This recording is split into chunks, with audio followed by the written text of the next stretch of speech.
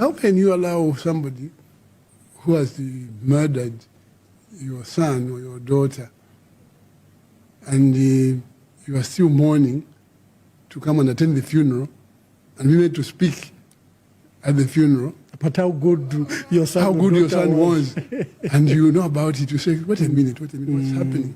And I think I can just say the whole thing, I summed it up when I spoke to one guy. I said, because how can you, Ambassador, a Catholic, be remembered in a Jehovah's Witness hall? Yeah. In the 10th anniversary, or how do you get to be dishonored? How do you get remembered in a SDA church when everyone knows that you're Catholic and so on, and the state insists?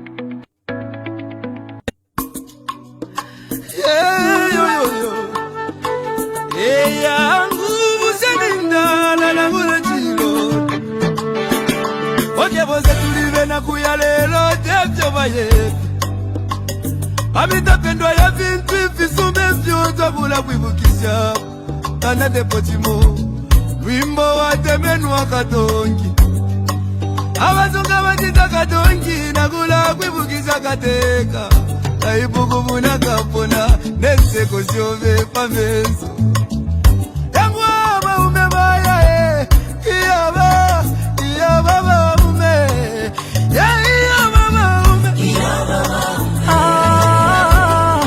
kateka wabantu twakulira lelo twakulira shikakukonke milimo shove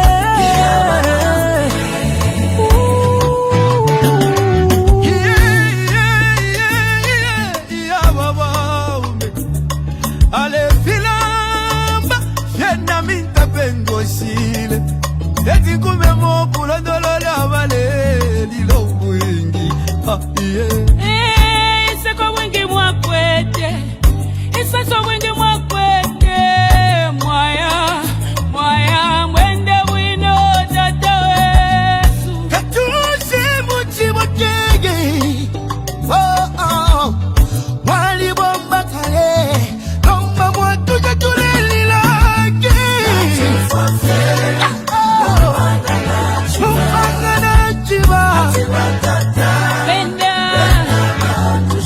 Upanga mwine,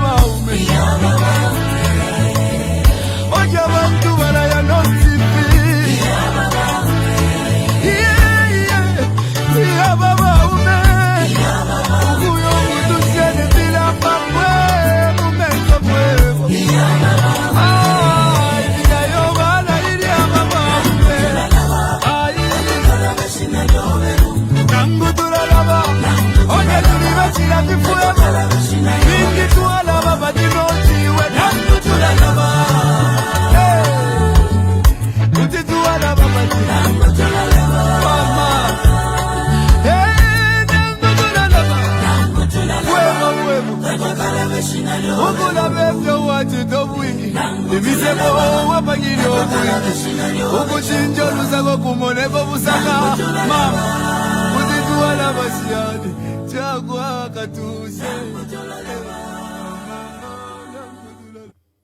Monday, 4th August 2025 is a holiday in Zambia, but it was not a holiday in South Africa. You are all aware that we had that very, very difficult case in South Africa. This is a case where the Attorney General of the Republic of Zambia wants the body of the late president to be taken to Zambia for body viewing, for funeral, and for burial. The Attorney General, Mulilo Kabesha, has since sued the family led by the widow, Mama Esther Nyawa Lungu, and the children and the family spokesperson. And he wants to compel them to surrender the body to government, to government. This is a matter we've been following up, and today we are privileged that we are hosting the family spokesperson himself, Honorable Makebi Zulu, former minister, is a prominent Lusaka lawyer, and during this period, he hasn't only been a family lawyer, but the family appointed him as spokesperson to handle this matter. He'll give us an update of where we are, where we're coming from and where we are. And there was a lot of confusion today. I saw on social media, for example, the matter of the young man, Vincent from Cape Town. People thought he was a lawyer for the family. So I'm glad that we now have Honorable Makebi Zulu to separate all this confusion for us. Honorable Makebi Zulu, good evening and welcome to today's program. Good evening, Ambassador, and thank you for having me on your program. It's been a while. Thank you very much. Thank you. Honorable Makebi Zulu, today was a momentous occasion. You've been preparing for this. I expected that there will be an urgent application because last week you received this funny but strange letter where the Attorney General was demanding that they need to see the body, they need to inspect the body, they need to authenticate the body. I thought that would be an urgent preliminary application today. So just walk us through where we are, what is happening, what was happening at the Pretoria High Court today. Well, today was the day that was intended for the main case to be argued. And of course, last week you saw how that there was a letter that was written by the lawyers for the state demanding that they authenticate as well as identify the body. That was pretty much preposterous, to say the least, because we have had this going on. Tomorrow will be exactly 2 months. You may have noted that on the 5th of June, upon the death of the former president, President Edgar Chagwa Lungu, he died in the morning, then in the afternoons, Honorable Tasila Lungu did announce the passing on of the former president. And at some point you heard President Hakainde Hichilema telling the nation that he was aware in the morning that President Edgar Chagwa Lungu had died. We know this matter before court is brought at his instant. So who wanted to authenticate and verify the body when he was well aware, or at least he claims to have been well aware? He declared a day of national mourning, and we believe that for him to declare a day of national mourning, it was declared over an ascertained person. But you'll have noticed that there has been a lot of propaganda that has been ongoing, mostly orchestrated by the applicant, or at least their surrogates, vilifying the family and saying all sorts of things against the family. Then that letter simply put a mark to say that the source of all that propaganda that was relating to the identity, or indeed whether or not President Edgar Chagwa Lungu has died, could only have come from the state. And that letter was just authenticating that particular point. And of course, upon receipt of that letter, our lawyers did write to them to say they were seeking instructions.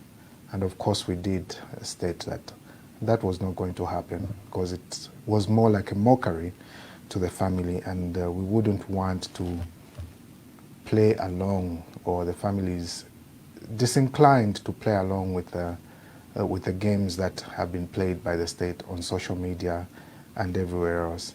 This is a solemn moment for the family, a solemn moment for everyone in Zambia, and it being a solemn moment, we need to take it with the seriousness that it deserves.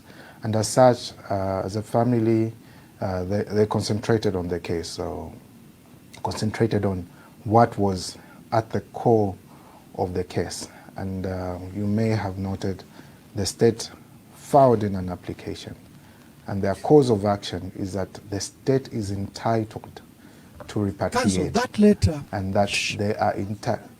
yeah, Council, Yes. that letter shocked all of us because it impugned that the late president could be alive. It impugned that maybe there was no truth in his demise. How did you receive that shocking, especially the words in that letter that they wanted to inspect? As a matter of fact, it impugned the fact that there was a matter in court. Like they were not thinking when they were took the matter to court. I'm sorry to say this, but if you're going to go to court and say you want to repatriate the remains of the former president, it means at that particular point you've ascertained that it's the remains of the former president that you are repatriating. As a matter of fact, if indeed that was important, you don't do it at the end of the case, you do it before the case. Then if you do it before the case, you know that the person whose remains we are claiming is indeed dead, and therefore we are going to court for repatriation. Otherwise it defeats the purpose of having gone to court. It's like climbing a tree from the top. You don't do that. You don't do that. And in this particular case, that's why we're saying it appeared like a mockery to the family. And the family has been subjected to a lot of things that have been unnecessary, including this legal process. It was absolutely unnecessary for reasons that I will be able to explain as we go on. Yeah. Before we delve into the details, there was a lot of confusion today, including, international organizations like SABC. They thought the matter was being determined today. Just give us a brief calendar. Of course, we saw at the end of the trial or the actual forum, the special forum you held today, that judgment or ruling could come any time before Friday. But just quickly speak to the calendar. What has been happening? What has been done by you, what has been done by the state, and today's hearing, then we delve into that particular matter. You will note that this matter commenced on or about the 24th, 25th of June, when the state sought to get what they call an interdict, an equivalent of an injunction in Zambia, to stop the burial of President Edgar Chagwa Lungu here in South Africa. When we went to court, the court did not give the state an injunction to bury. We made an undertaking. It was an agreed position to say, we are not going to bury until this matter is determined. It was an undertaking on both parties. So let's say the undertaking on our part was in good faith. In good faith because we saw that the state intended to just possibly disturb the process. And in trying to disturb the process, they brought a matter which is yet to be determined by the court. And the court gave them a period, or the court, through those particular orders, said they were to file the originating process by the 4th of July. We were to respond by the 11th of July, and they were to reply by the 18th of July. Then thereafter, they would file their arguments. They should have filed their arguments on the 18th, but they filed their arguments on the 22nd, and we were to reply on the 24th. That was the sequence of events. And after the 24th, the hearing was to today, and the hearing indeed was today. And today, obviously, you may have followed the proceedings. When a matter of this sort comes up, like I did explain that they filed their arguments on the 22nd, we filed ours thereafter, meaning that the court already had the arguments that the parties were going to present before the court. And the parties were only to present that which they feel they needed to supplement on, or indeed that which may have a reason but is connected to the matter that needs to be emphasized in the matter. So we had that sort of engagement today. And you notice that the state was arguing the issue of an agreement. But if you look at the documents that they filed in court, it had nothing to do with an agreement. The reliefs that they were seeking had nothing to do with an agreement. Now, there is some interesting part in law where if you are weak on the law, you hammer the facts. Or if you are weak on the facts, you try and concentrate on the law. The state today, in my view, was playing rugby in a game of football. What do I mean by this? If you look at the reliefs that are on K4, on page K4, if I believe you should be able to have that document. There are specific. Yes, I can see that document.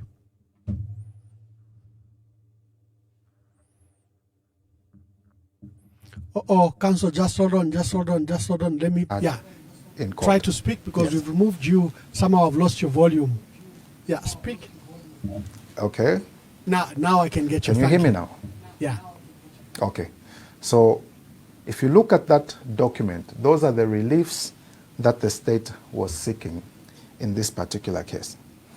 Now, any person who followed the arguments that were in court today and what the prayer for the state was.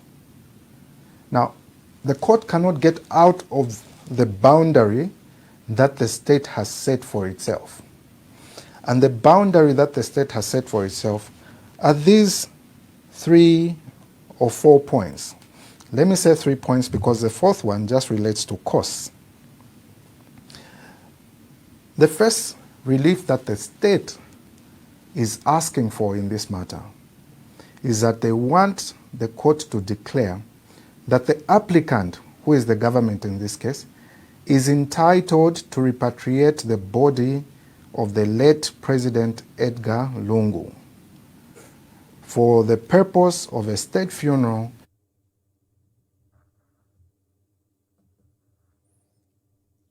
Yeah, Council, let me help you, yes. So the first point is that they want, like you stated, that the body of the late president must be repatriated to Zambia. Number 2, they want the authority to be authorized and ordered upon demand by the sheriff of the Honorable Court to surrender the body of the late president to a representative of the Zambian High Commissioner in South Africa so as to enable the applicant, which is the Attorney General, to repatriate the body to Zambia for the purpose of, as stated in paragraph 1, which is body viewing, funeral and burial. Then the third one is to the seventh representative to authorize, I think the seventh representative here is the undertaker, to present when paragraph 2 and order is executed and the aide-de-camp, the late president's personal physician and 2 family members may be, as such restrictions will provide, may accompany the body. Number 4, this document is quite faint, I'm sorry, but I'll get it. Number 4, cost to scale. I think this is something to do with scale. Just explain that document, Council. Okay, so the first part, I noticed that you read in a hurry. Yes. I want you to understand it for what it is. Okay, good. So Please the help first us. paragraph says, it is declared, they want a declaration that the applicant, meaning the government, is entitled to the late President Edgar Chagwa Lungu. So now the state is claiming an entitlement to repatriate the body of President Edgar Chagwa Lungu. Now, the arguments that were in court, I'm trying to explain why I'm saying they were playing a game of rugby in football. They are pushing the point that they must be the ones to repatriate the body. If you look at the agreement that they were referring to, or what they say agreement that was breached, in what was our understanding the time we sat with the state, is that the family was going to repatriate the body to Zambia. You saw how that there was a private jet at the airport. You saw how that the family was ready to move into Zambia. You saw that. Now, they have come to court and they are saying they are entitled to repatriate the body. Assuming that that agreement was still valid, which we argued is not, then the state is trying to get the court to alter what was agreed by the parties. The court was not addressed on this particular point in the oral arguments. And the oral arguments tended to deal with a purported agreement. Now, you may have heard the argument on the part of our lawyer, who was saying that they have come to you, this matter has come before court. They are not asking for specific performance. Now, specific performance means that if there is an agreement between the parties and you allege that this party or party A has not followed the conditions of the agreement, you can ask the court to compel the party that is in default to follow the agreement as is laid down. Now, does this prayer mean that the court should compel the family to do what is in the agreement? No. It is introducing a new element. It is introducing a new thing that is not even part of agreement, assuming that there was an agreement that was to be followed. There was a back and forth in court that you may have noticed. And the most important part in the state arguing their case, though admitting that the requirement of the family is that President Hakainde Hichilema should be nowhere near the body, they wanted to concentrate on the aspect of repatriation. Now, we're expecting a judgment in the next few days, and that judgment of the court will be dealing with relief number 1. This relief number 1, should the government repatriate the body of the late President Edgar Chagwa Lungu? If they are going to say yes, they need to give reasons. And the reasons would, assuming there's an agreement, would be to go to the agreement and say, does this supposed agreement, which both parties are saying was breached, say that it is the duty of the government to repatriate the body? Your guess is as good as mine as to what the answer is going to be on this part. The second relief that the state is asking for is that the 8th respondent, this is the funeral home, be ordered that when the sheriff demands, they hand over the body to the embassy of Zambia or a representative of the government of Zambia. Now, these two, if you will notice, are seeking to exclude the participation of the family in this process. Now, if the court is going to look at this and say, is it reasonable that this matter, or indeed the government or the court should order that the body, the funeral home hands it over directly to the government? These are matters that the state brought in, and our arguments in our documents, which needed not be repeated in court because they are already in the document. You heard at the beginning, the court was saying, we have read what is in the submissions, we know what you have in the submissions. What you have to do is tell us something more. This is not our case. It is a case for the state. So if the state raises an argument, ours is only to respond to matters that they have raised. Matters that have been settled in the documents are settled in the documents, and the court has already read. Now, for those that are curious and only saw what was happening, are obviously thinking, is that everything? No, that is not everything. The matters that are in the documents are, number one, government wants to exclusively repatriate the body to Zambia. Number two, government wants the body to be surrendered to the government of the Republic of Zambia by the funeral home to the exclusion of the family.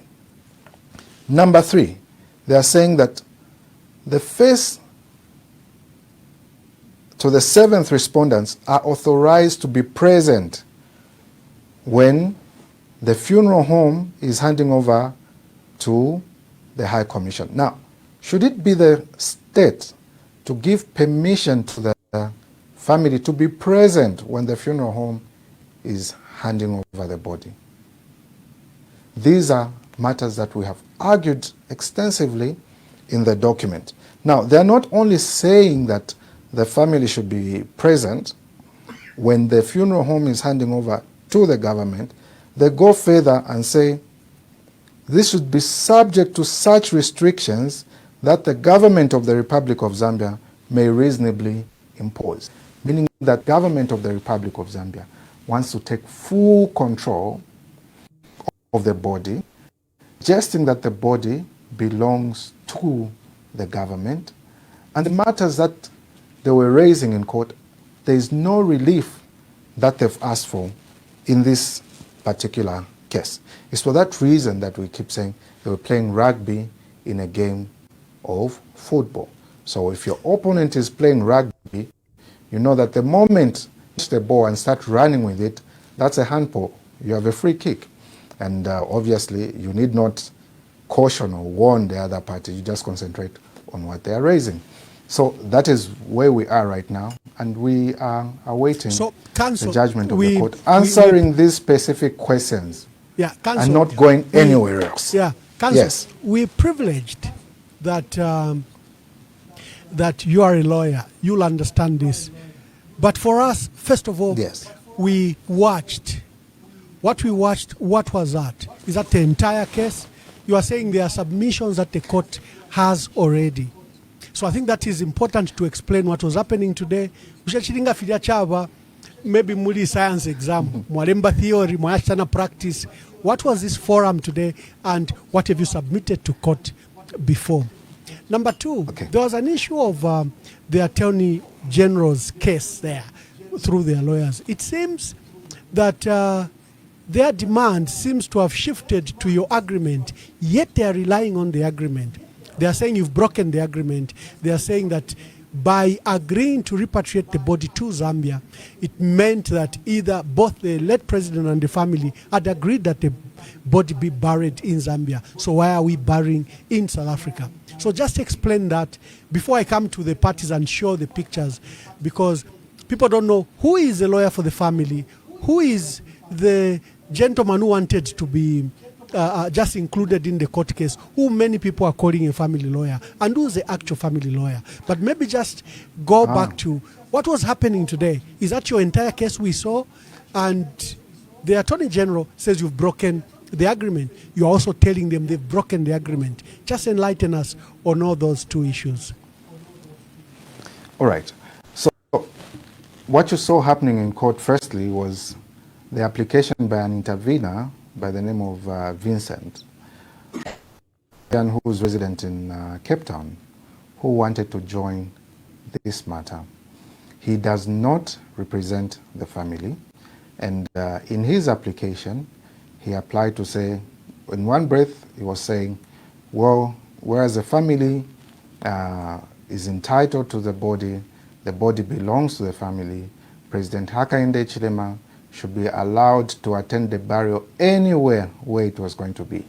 What he sought to argue before court is that in the event that the court says the family is free to bury, even if it means burying in South Africa, he wanted the court to make an order that President Hakainde Hichilema can come to represent the people of Zambia and be present at the burial. That is what was before court. But the court asked, what is your interest in this particular matter? He said he would be affected in the event that if the president was his arguments were pretty much everywhere. You may have noticed that his arguments were pretty much everywhere. And obviously, at the end of it all, he was not joined to the case. The court decided you do not have sufficient interest. There is no right that you have ascertained, your right, that will be affected in the event that the court made a judgment whether to bury in South Africa or in Zambia. And so he was excluded from the matter. So the next person that you heard was the old man who was representing the state. And in his arguments, like you rightly put it, he was arguing the case on behalf of the state, hanging on to the agreement and saying the family is the one that breached the agreement. But he was candid enough to admit that there was an inclusion in the program, and that inclusion was not agreed to by the family. That inclusion was the fact that President Hakainde Hichilema would be at the airport to receive the body, and the body will be taken to a designated place for a church service, and for what was termed a church service, something that was not agreed upon prior to the departure or the family wanting to depart.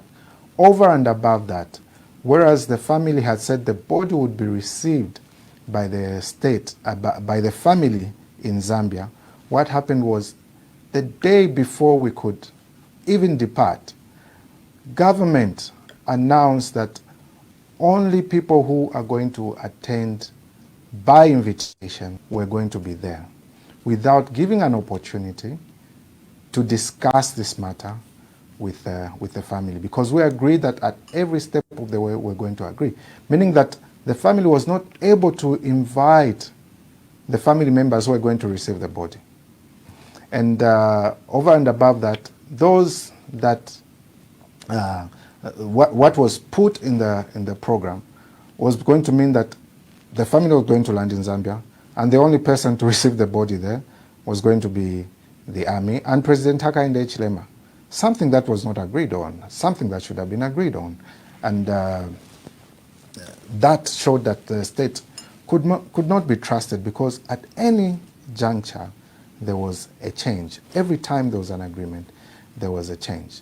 Now, there have been attempts to try and politicize this matter. But the reason the family in most cases has kept quiet and only stuck to the real issues that were being dealt with. In the middle of that, the state was bringing different stories. You would see the propaganda online, bashing the family, saying the family had bought 150 cars, the family was living luxuriously, the family are running away from the cases in Zambia. That was never the case. They even went to an extent of saying the family wants their cases dropped before they can bring the body. That was never the case. You saw Mr. Patrick Kangwa confirm that that was never an issue that was discussed in the meetings that we had. And today, the government conveniently chose to argue the question of the agreement having been breached without necessarily looking at the prayers that they have in their document, which defines the four corners of their case. Even assuming that the agreement was valid, as it were, there is nothing in this document when it comes to the reliefs that the government is seeking that empowers the court to say, yes, do this, yes, or no, don't do that. Because all they are saying in this document is that they want to exclusively repatriate the body to Zambia. They want the body to be handed over from the funeral home to the government. The family cannot only be present, and they'll be present on conditions or restrictions that the government may impose. And they even go to the extent of 2 or 3 people may accompany the body. So the family in this case wonders, what is our role in all this? Who is entitled to all this? That's why in our arguments, in the document, several authorities, some authorities were cited in court, including by the lawyers for the state, where they are recognizing the rights of the widow, the rights of a deceased person. And our argument was that, listen, there's this right to dignity. It extends to the person who has died, but it's part of the family. And the questions that the government will be should have been answering in this case is whether or not the issue of the burial of President Chagwalungu would be dignified to the satisfaction of the family. Because the desire of the family in all this is one: how do we give President Edgar Chagwalungu a dignified send-off? Their main the video thrust is that they are alleging that there is no will that was left by President Edgar Lungu where he would like to be buried. Another thrust, they are stating that his former president, therefore, if we bury in South Africa, we are denying an opportunity to President Hakainde Hichilema and the people of Zambia from mourning him with dignity, decency. These are their main arguments. So let me address the aspect of what is your answer to that? So when there is alleged that there was no will, our argument then is fortified to say where there is no will, where the late person who died has not stated how they should be buried, then what happens is that the decision of the family, particularly the next of kin or the spouse, is the one that will stick. That is the law. Now there was an argument to say this is not an ordinary person. This is a former president. And you heard when the court said in jest to say, well, the state has said that those benefits come back. And the court went further and said, well, that's a concession on the part of the state. Now, what's the extent of this concession? They are conceding that this office, now the court will have to determine whether the position of a former president as an office and a person that held the position of former president. If you look at the letter that was filed in court, the letter that related to whether or not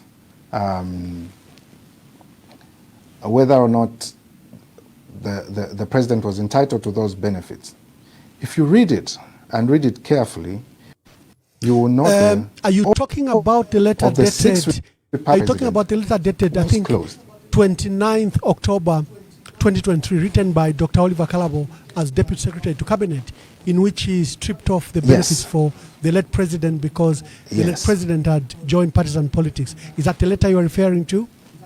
That's the letter I'm referring to, but particularly the last paragraph of that letter will tell you that they said the office of the 6th Republican president is closed with immediate effect and the members of staff redeployed. Now, the office of the 6th Republican president is the one that is entitled to all those benefits by the person that is in that office. So, in name, President Edgar Chagwa Lungu was a former president. The office of the 6th Republican president, which entitled him to those benefits, had been closed. The benefits had been stripped away. And the argument before court by the government is that upon his demise, then those benefits come back. That is what the state argued. And the court was gracious enough to say, well, that is a concession on the part of the state. What did the court mean when they said that? They'll buy a house, they'll buy a car. Yes. You heard how that the lawyer for the government was saying, yeah, they'll buy her a car, they'll build her a house. That is what they said. But that only goes to confirm that indeed this is the person that you stopped from traveling for medicals. This is a person who, when he traveled for medicals, traveled in their private capacity and was here in South Africa in their private capacity. You have come in now because he is dead. The court will have to determine that. But the determination of that, does it go to fulfill any of these reliefs? If the conclusion is that this person who has died was a former president that is entitled to those benefits, and the benefits that are in that particular document are funeral expenses in relation to death. Those are the only benefits that are there. But of course, there is a circular that talks of burial, funerals and all. It is not law. The government did not state before court any law that says the president must be, or a former president, or indeed a president buried in this manner. The argument before court was that there are protocols and procedures that have been developed over time. You, Ambassador, will agree with me that the first death that we have of a former president was in 2008, or indeed of a president was in 2008. And so far, we have had 4 presidents that have died, and President Edgar Chagwa Lungu is the 5th one. And these have died. And according to the state, this has condensed into a tradition, a custom, and a culture. And we are saying, no, no, no, no. It can't develop into a tradition, a custom, and a culture merely because the others have been buried there. The alternative argument was that, well, there's the Kaweche Kaunda case, and we have argued that this is different, and the court did say that, well, listen, for Kenneth Kaunda, he died in Zambia. President Edgar Chagwa Lungu has died in South Africa. That's a distinction. But our lawyer went further to say, listen, the case of Kaweche is different because President Kenneth Kaunda even had benefits of a former president, as well as that judgment which was given by the court was not a judgment on a substantive matter where parties were allowed to be heard or parties were heard. It was a matter for judicial review which failed. And those were stated, by the way, by the judge, because the parties were not heard. So it's not a matter that has really been tested in the Zambian courts. That is what we had prevailing in court today.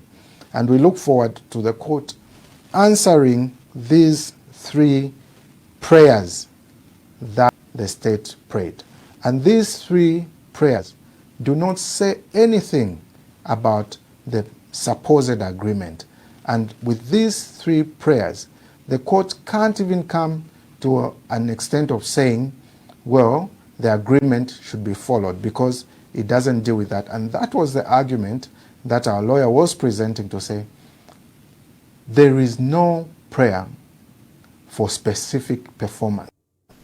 There's nothing in the prayer that alleges or wants a finding. In fact, that counsel, there was a that's breach what I want you on to any dwell party. on just Yes. for a few minutes, because Yeah. you stated something just now, that this is not your case. It is a case of the Attorney General. So the case of the Attorney General, the Attorney Yes. General came to argue his case. You also stated that Yes. you've made submissions already. You've already laid your rebuttal to the Attorney General's case. Exactly. So Today, what was being talked about in court is just a tip of an iceberg. You have the over 73 pages of arguments, 53 pages of arguments that has already been filed in court, which were not touched on whilst we're in court. The state raised an issue of the supposed agreement, looking at the progression of the matter, but then forgetting that the issues that they want the court to determine have got nothing to do with the agreement. And because the those are agreement was issues deemed that you breached just by showed on the both, by screen. both parties. And that's why we're in court. Well, in this particular case, yes, both parties are saying you breached. On our part, we didn't breach any part of it.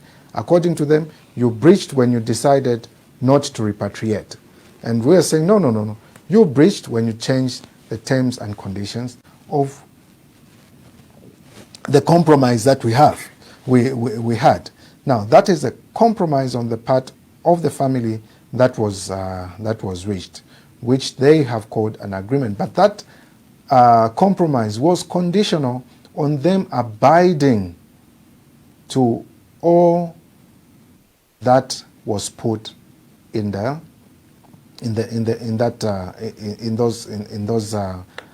concessions that we made. So the family made certain concessions. The state was to abide by all those concessions that the family made. They chose not to. So with that conditionality having been breached, we couldn't move. That is for possibly another case. This particular case, the government is saying we are entitled to repatriate. The family must be excluded from this process, save to be present and on conditions that may be imposed by the government. Now, how cruel can you be? So those are the things that will have to be determined. Thank you, Counsel. Let me bring the visuals because there's been confusion. I saw a lot of confusion on social media. Who is a family spokesperson? I mean, who's a family lawyer? Who's a lawyer for the Attorney General? And who is this young man, Vincent, from Cape Town? Many people thought that Vincent was actually the family lawyer. Let me just bring those visuals for a minute. And thank you to the dear viewers, the thousands that have joined this podcast. We are grateful. There will be an opportunity for you to call and air your views. Let me just begin with the visuals so that we see what was happening at court. Reporting live Bambai Koti.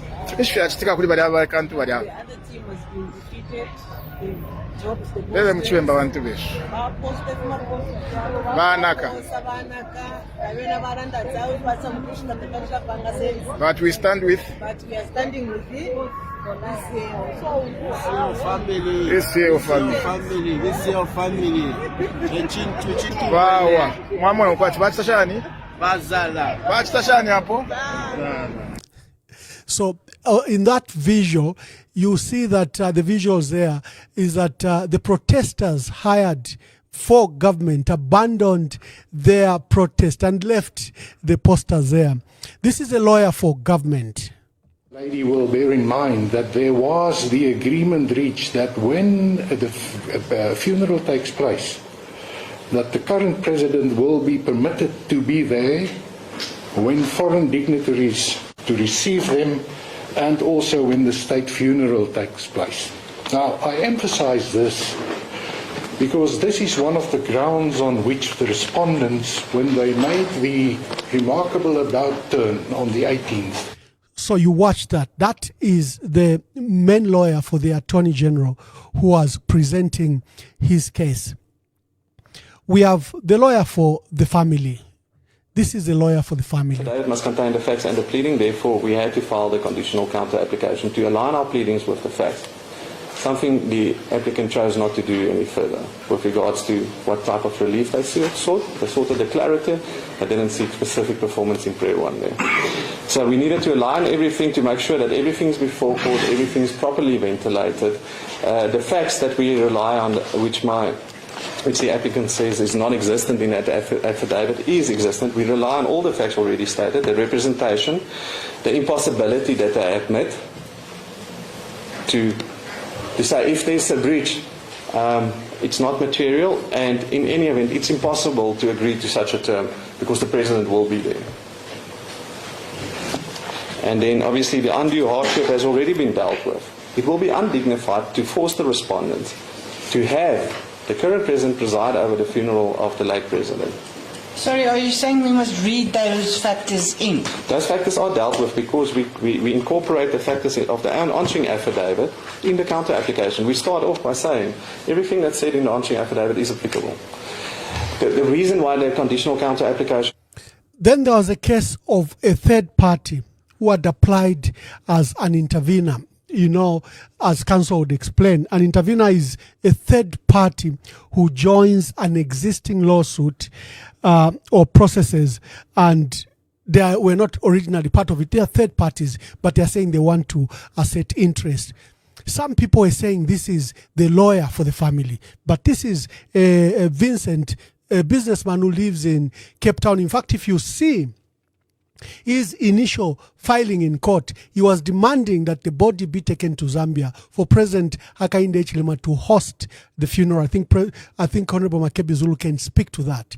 He also stated that in the event that the funeral, the court were to rule that the funeral will be held in Zambia, he should be allowed, President Zulu should be allowed to attend. That's Vincent. He's not a lawyer.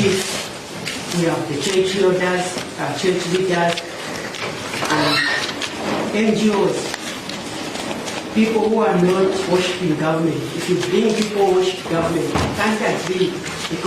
So Vincent Kafula is a Zambian national based in Cape Town. He came to court. I think I'll publicize his earlier filing in court when he wanted to be joined to the case as an intervener. He said President Hakainde Hichilema was entitled to the body because he's president of the Republic of Zambia. He's entitled to sit and preside over this funeral. That was his main application. He mumbo-jumbled in, but he has written submissions in his application that you can be aware of. Then the Attorney General made some interesting views after the case. He admitted that the South African law, this is the Attorney General, Mulilo Kabesha, admitted that the South African law only allows the next of kin to decide the fate of the deceased person. Listen to him. The late indicated. But what even the court was asking, that did the deceased president make his wish that he wanted to be buried in Zambia? And the answer was yes. So who is saying he shouldn't be buried in Zambia? The first respondent is the one who has made the decision. But again, of course, she could have made that decision because the law here in South Africa says the next of kin. Yeah, so it's looking at what the law says here. So the Attorney General admitted, counsel, the Attorney General admitted that in South Africa, and the South African law, the next of kin determined the fate of the deceased. But earlier he had asked, is alleging that there is no will by the late president to be buried elsewhere other than Zambia. And then he's asking that question, who is then making that decision? Then he ends up by saying that he recognizes that the law in South Africa allows for states that the next of kin determines it. Of course, later he began to argue the issue of public interest. Just speak to this particular matter. Well, indeed, the law in South Africa is that in the absence of a will, an expression by the person that obviously the decision of the next of kin, who may be the widow, if in the absence of the widow, the next of kin, yet another person in line would make the determination. And it's for that reason that we're saying, listen, what was heard in court was only a part. You didn't see the video of President Edgar Chagwalungu being played in court, but it is submitted and the judges are considering those videos. You didn't see other audio and video evidence that we have presented before the court as to what has been going on in, relating to this matter. You've not seen all those, because if we had to go through anything, it would have taken a month or two to indeed go through everything, dissect every conversation, dissect every video. Then it would have taken forever. And the court said, listen, we have already looked at what is contained in this. There are videos and audios presented by the states.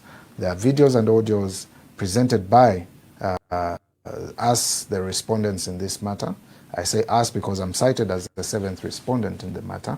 And then argue on other things that you emphasize or that are a core part of your matter. And this is the state's case. So the state argued what they thought was important to them, which unfortunately we have looked at this, does not fall within the three prayers that they are speaking to, and we were able to respond relating to that matter. And in this particular case, it is fortunate that we are where we are. Counsel, let me just interrupt, unfortunately. Are you saying that the state introduced an argument that is not in their submissions? Did the state introduce new facts? And what are the ramifications? The state veered off from what is in their prayers, because whatever you're going to plead should be going to substantiate why you think the court must give you a particular order. Now, when the state came up with their case, they came up with their case with a sense of entitlement, that is our entitlement to repatriate the body by ourselves. The family can only accompany. Now they need to find facts, or the facts are supposed to the former president here in South Africa. However, the Zambian government disagrees with this request and is seeking that final declarator before the Gauteng High Court in Pretoria this morning, which would confirm that they, as the applicants, if they are successful, have the right to bury the former president. We see in papers that the Zambian government is stating that the former president is a citizen of and that the Zambian government has a responsibility to do so. So that is the final declarator that is sought in the court this morning. It is being treated as a special motion, so it is a very serious hearing. And of course, you are seeing that the Gauteng High Court in Pretoria, or the acting judge president, rather has enlisted a full bench that is a panel of 3 judges, senior judges, to hear this particular matter, which includes the acting judge president, Justice Aubrey Ledwaba. We expect that in the next hour or so, that this hearing will kick off, and we have already seen members of the Patriotic Front, sympathizers, etc. I'm just going to step out of frame to quickly give you some of the scenes outside court, that already some posters are going to be set up by those sympathizers who are calling for the family to be given the right to bury their loved one in accordance with their wishes. And we have seen some officials from the Zambian government as well show up to the court this morning to defend their position that it is their constitutional duty, that is the Constitution of Zambia, to bury the former president in accordance with those state protocols and ensure that he's given a dignified funeral in accordance with the public interest of not only Zambia but its people. Over to you in studio. Thank you very much. We had a technical glitch there. Lelo tatu wabepesheba ziktain because Honorable Makebi Zulu is in South Africa and I am in the United States. So it's a connections between the two states, them broadcasting to Zambia. I don't know what happened, but we had the glitch where, the connection just dropped. But on my page alone, about 70,000 people are watching on my page alone. 2,400 comments and so many likes. This include, then there are other pages where people are watching. We thank you. We'll be opening the phone lines just shortly, and then we'll allow Honorable Makebi Zulu to leave because he's got an urgent meeting that he's rushing to. So I apologize. We had that technical glitch. I don't know what happened, but it happens in technology. This is remote broadcasting. I'm in the United States. Honorable Makebi Zulu is in South Africa, and I don't know what happened there. But let me see if he's now connected, and we can begin. The late indicated. But what even the court was asking that did the deceased president make his wish that he wanted to be buried in Zambia? And the answer was yes. So who is saying he shouldn't be buried in Zambia? The first respondent is the one who has made a decision. But again, of course, she could have made that decision because the law here in South Africa says the next of kin. Yeah, so it's looking at what the law says here. Is this something that the Zambian Counsel, I lost you there. I don't know if it was your hotel internet, whether it was my internet here in South Africa. I don't know, in the United States. I don't know what happened. But you have attracted a huge audience, I think because of the matter we're dealing with. This is a national matter. President Hakainde Hichilema maybe thought that when he closed, the day of national mourning and he said people should return to their lives, they didn't.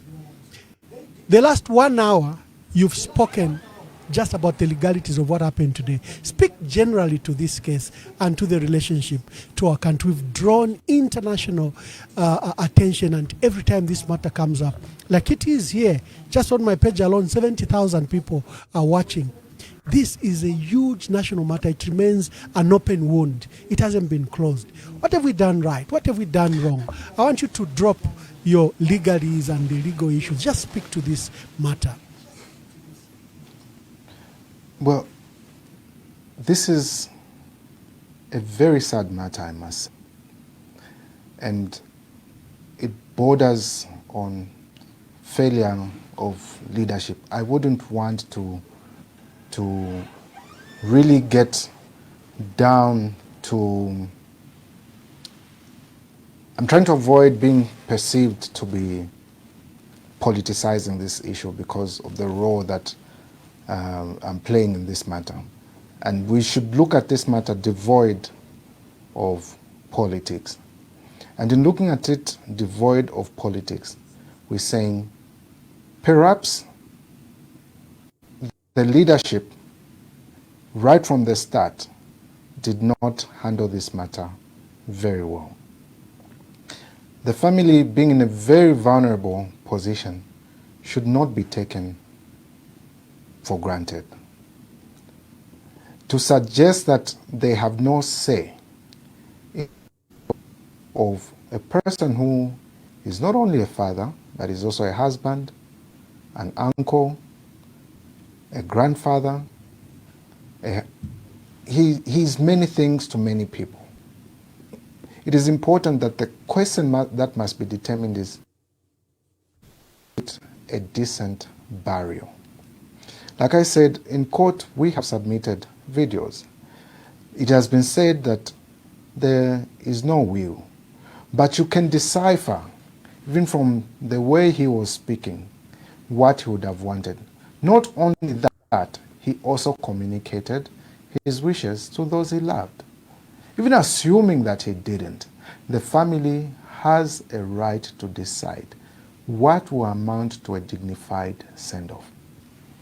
The culmination of all the things that have happened in between and put together seems to suggest that it will be impossible for President Hakainde Hichilema's government to give President Edgar Chagwa Lungu a dignified send-off.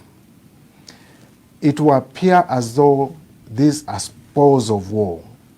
We have conquered and therefore we are burying. That is what it may appear to be. And the family is trying to avoid such kind of a display. And they're saying, we need to bury him in a respectful manner. In a manner that is deemed dignified on the part of the family. We know he was a president for all Zambians. We know that Zambians gave him this particular opportunity. But the manner in which the ones that want to superintend over this event does not connote or denote that this person will be given a dignified send-off. That is what it is. If I were President Hakainde Hichilema, and it is communicated to me that President Edgar Chagwa Lungu has died, the first thing I'll probably do is call the widow and say, listen, I may not have had a good relationship with your husband because we were playing politics. He has died now, and I know you may have preferences as a family. I want to assure you that I will be there for you to help in any way. If there's anything that I can do. We have a protocol, or we've developed this system over time where we bury our president at Embassy Park. If you are willing or you'd like to, it would be good. As a matter of fact, I would like to come through and convey my condolences. But if you can't allow me, perhaps I'll send my wife. Something like that could have shown some humane aspect from the government. Something like that could have shown that indeed they are interested in resolving these issues. If for some reason President Hakainde Hichilema thought that his relationship with President Edgar Chagwa Lungu was indeed that toxic, or if the family says, no, we do not want to see you, he could simply request, may I send my wife to you? If I were him, I would say, perhaps I can send my wife to you to come and just convey my condolences. If you can't have my wife, perhaps the vice president or any minister to come through to you. It just doesn't have to be him. If the family says, it is you we don't want, why are you insisting? If the family feels a dignified send-off for President Edgar Chagwa Lungu would require that you are absent, give it to them. You will not die if you did that. Nothing wrong will happen to you if you did that. Just yield to the desires of the family. That gives them the sense that President Edgar Chagwa Lungu is a dignified send-off. Even if it means them burying away from home. If it gives them the sense that this is a dignified send-off. Leadership requires that you do just that. If you're going to negotiate, you don't negotiate using persons that have spoken ill of the deceased. You don't decide who should be on the other side whom you want to talk to. You don't decide who you are going to play football with from the other team. You can't say substitute the goalkeeper and put this goalkeeper. You don't do that. But in this whole thing, it may be more than we are seeing. And I would request that perhaps as a country, we pray for our nation. We pray for continued cohesion as a nation. But above all this, we need to pray for the Lungu family. We pray for God's comfort. We pray that if at all it is beyond what we see, if this matter could be spiritual, we pray that this matter be dealt with. We pray for God's intervention. It will be very important that we do that. In the meantime, the Lungu family wishes the Zambians well, and they thank you for the well wishes that you've expressed, the messages of condolences that keep pouring in, and they want you to know that they have not neglected you in any way. They just want President Edgar Chagwa Lungu to be given what would be a dignified send-off, and not his body to be treated as bounty or booty or indeed spoils of war. That is all they're asking for. I think it's not too much to ask. Thank you for having me, and we pray that you continue praying for us here in South Africa, continue praying for the family, for God to give them strength. Tomorrow will be exactly 2 months with President Edgar Lungu in the morgue. May peace indeed. And we look forward to that particular day where we indeed say his soul is resting in peace. Council, before I let you go, I don't know, are you able to take about 5 calls, then you leave? And number 2, speak to forgiveness, because the government and the chiefs they've lined up, some so-called members of the church that they've lined up are saying we are not using this funeral to unite the country. It has in fact caused more division. Is that something the family could have done? I know from the family side probably they expected the president to apologize, the president to reach the family home. He has not reached the family home. He has not even, or for example, the first lady has not reached to see the former first lady. The funeral that was held at Belvedere was like a fanfare for the UPND, while the PF and others held at the secretariat. President Hakainde Hichilema has not been to the funeral home, either in Chifwema or to South Africa. But is there something you could have done? Because I saw the propaganda pushed on ZNBC, where the button is being pushed to the family, that the family is not being forgiving, the family is not using this funeral to unite. What are your perspectives on that? You see, there's so much pressure being brought to bear on the family to say the family should be forgiving. Who has asked for that forgiveness? See, there are certain things that we have to be very sensitive when we're dealing with people that are bereaved. This matter in court has exposed a lot. Like we said, the story will be told, and it is being told. You heard how that the state, in their documents, are agreeing to say, yes, we stopped him for going for his medicals in 2023.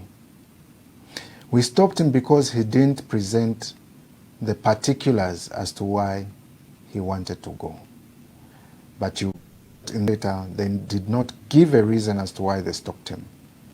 But in the same breath, they said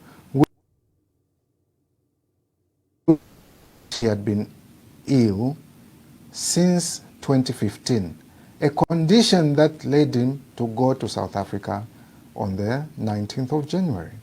Now, how evil can you be where you're saying we were aware all this time? We stopped him because he didn't tell us. But why should you tell you of something you are aware of if indeed that's...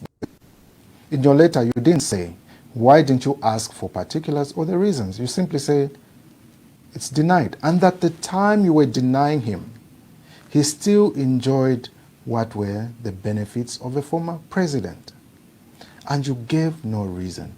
You go ahead and attempt and say that we stopped him from flying to Korea because the event that he was going for, which was a peace summit, by the way, an event that happens annually, there are no politics there.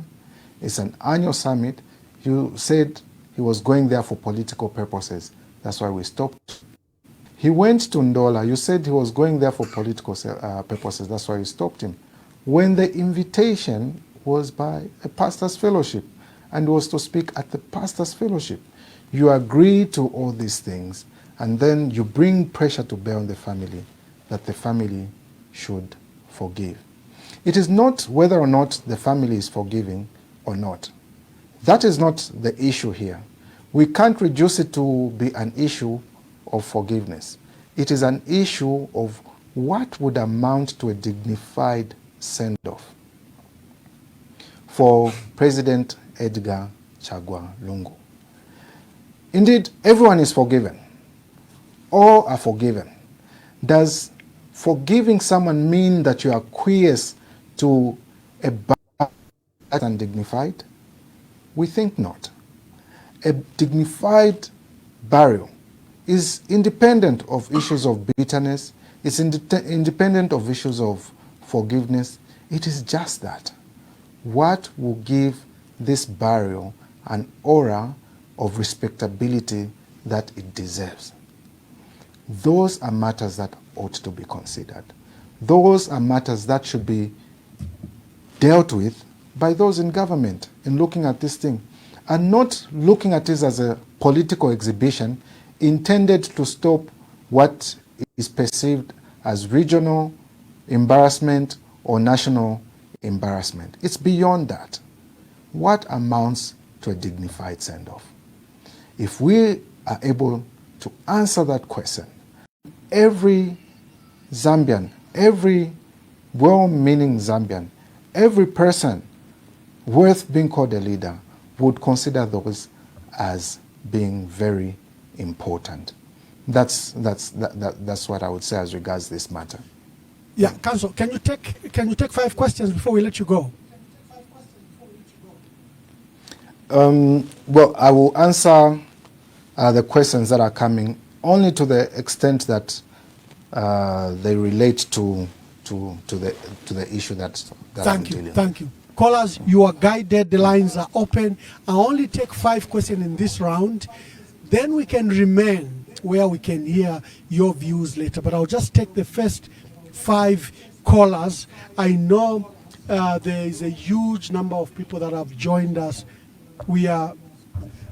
I've got the first caller on the line. Caller, please tell us your name and where you are calling us from. Greetings, Ambassador Mwamba. Greetings. And good evening, Senior Counsel and accomplished lawyer, Mr. Makebi Zulu. Yes, he's listening to you. Yeah, I think, first of all, my name is Chano Dangwida. I'm the spokesperson of Umozi Kumawa, also known as Kumawa Development Coalition. We want to state categorically Council Makebi, and we want to state categorically to Madam Esther Lungu as the main representative of the Lungu family. We want to state here and now that as the people of Eastern Province, we are very disappointed with the government of Mr. Hakainde Hichilema. We are very perturbed that there are a lot of maneuvers in wanting the body of our late president, who is our son, to be repatriated back here home, even when the family has stated their position.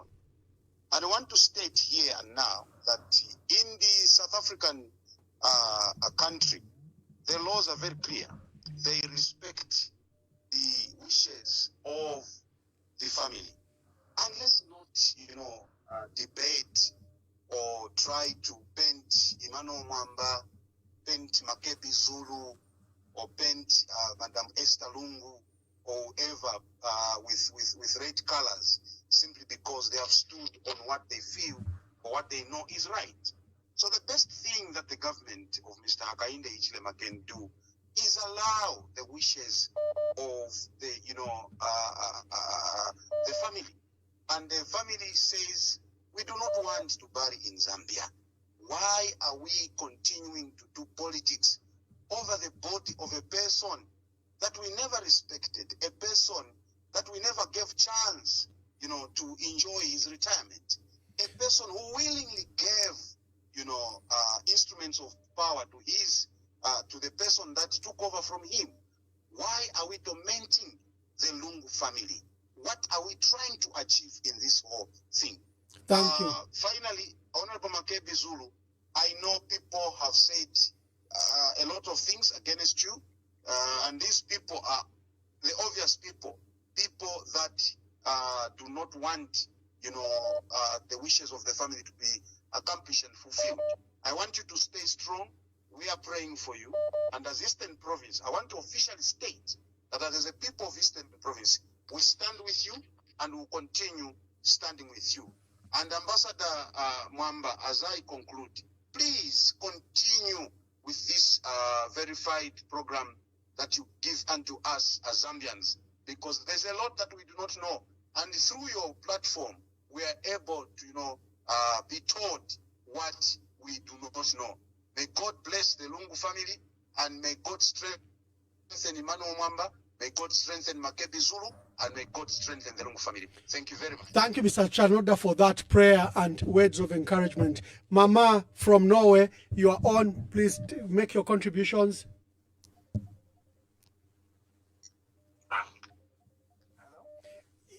Yes, you are on. Just a minute.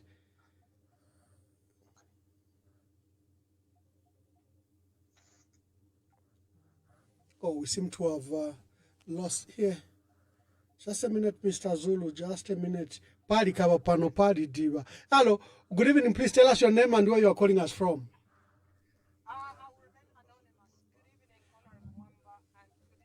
Oh, just hold on.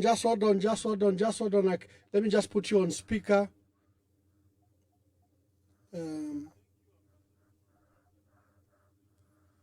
Oh, I've lost that call. Let me pick the other call. I think Patrick from the UK, you are waiting. Tell us your name and where you are calling us from. Thank you, Ambassador Mwamba. My name is Patrick Chilusia from the UK. And thank you so much for bringing Makebi. We've been looking forward to have him on this program. And thank you, Makebi, for the job you've done. As I won't take long, you've explained everything, but I really feel sad as a Zambian, and clearly shows that we don't have a leader in our country, because a true leader has compassion, a true leader has empathy, a true leader has love, a true leader is a unifier, and a true leader also is responsible and accountable. We've got a president, Makebi, who doesn't want to lose, or who doesn't seem to be losing. He wants to win at all costs. This person is not a leader, is a liability to our country. And Makebi, we pray for Esther and the family, and also as a nation. Oh, we lost Shilufia there. Hello, Mama. I hope we don't lose this one also. Are you there? Hey, good evening, Mwamba, and good evening, Honorable Makebi Zulu. Yes, please. My contribution, thank you, Makebi, for finding time and the strength to come and speak to us. And Mwamba, thank you for hosting. It is quite unfortunate that we're still talking about the funeral. It says a lot about who we are when we talk about Ubuntu. My contribution is, we have heard and read that it is important for a state funeral. And my thinking is, in the event, of course, for the family to settle wanting to bury in South Africa, I don't think that was the first option. The burying in South Africa came about after the deal failed, when the body was meant to be repatriated on the 18th. Now, I'm wondering, if the body was to be, so if it was ruled that they are going to bury in South Africa, is it necessary for the president to still represent Zambians in South Africa?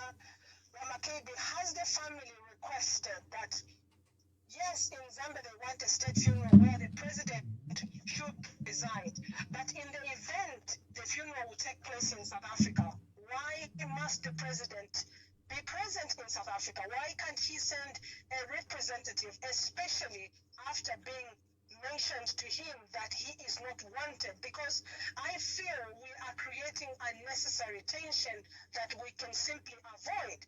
And you see, like now you have appeared, we are getting to hear more things that we shouldn't be hearing about.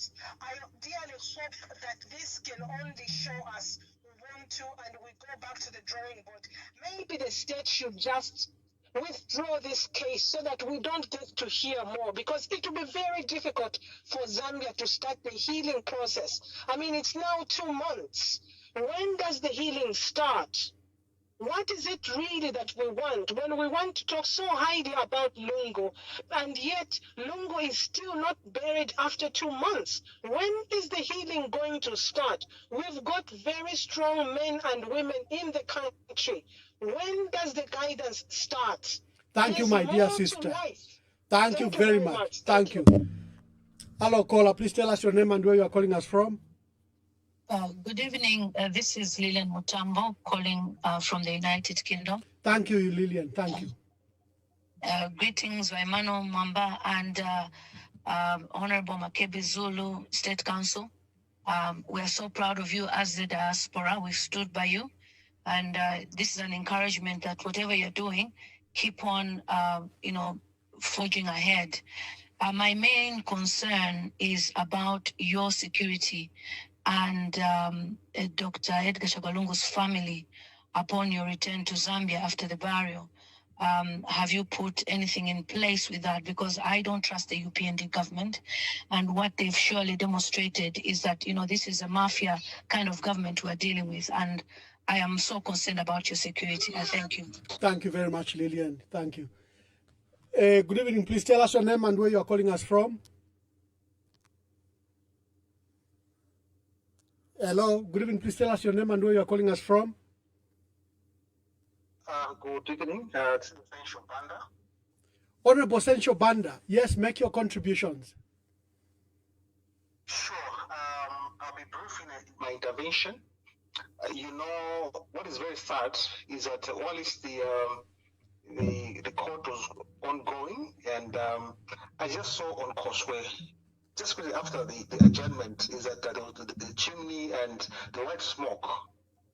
For me, I ask myself, where is our humanity?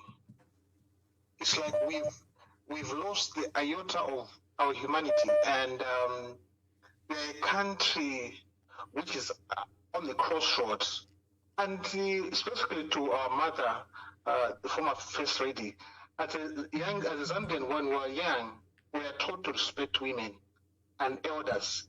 And in this regard, the treatment of the former First Lady is un-Zambian and a signal of troubling loss of national values and respect and compassion and decency. For me, I thought that this is the time for reflection and not retaliation. National unity cannot be achieved through humiliation. We need wise leadership that can build bridges, not burn them. And the other question is, where is the church?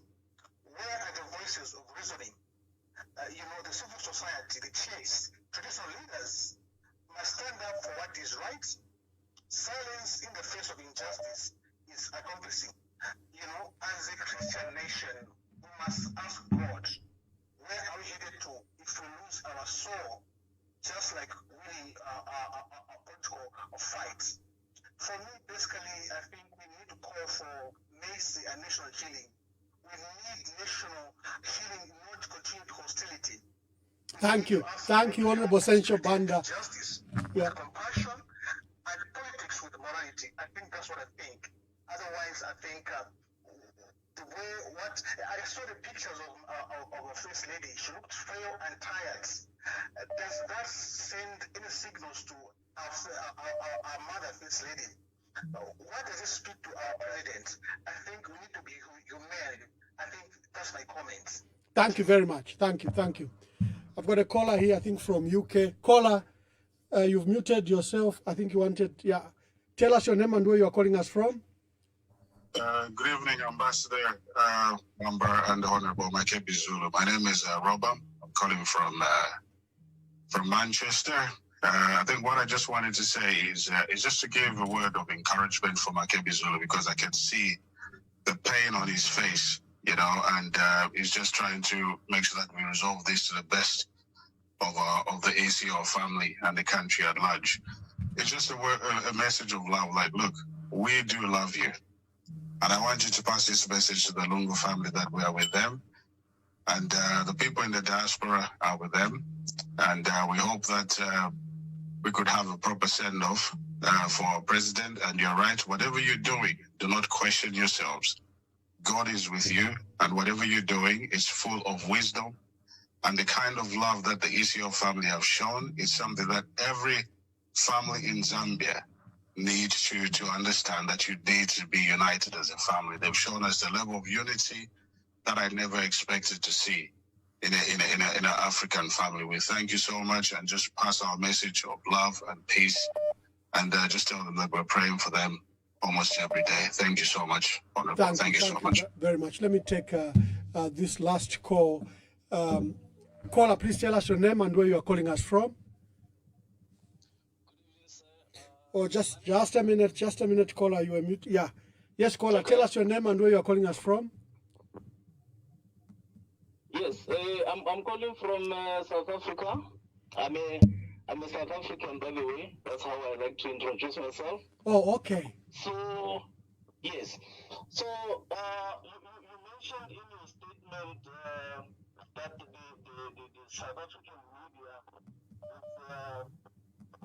it's running around, like they don't know what they're reporting. Actually, I remember there was this lady who's an international reporter. I think you know her. So she mentioned something like that the Lungu family bought a house in Midrand in South Africa. So I just wonder if Mr. Zulu is still around, just to clarify maybe to the Zambians about that issue, like the way they mentioned about the 150 cars and something like that. There is actually the other guy by the name of Mugomboni, something like that. This guy is always spreading those lies. So I just like Mr. Makebi Zulu to just to clarify that issue. Thank you. Last for now. We have to allow Honorable Makebi Zulu to go. Hello, caller. Please tell us your name and where you are calling us from. Good evening, Honorable Mamba. Good evening.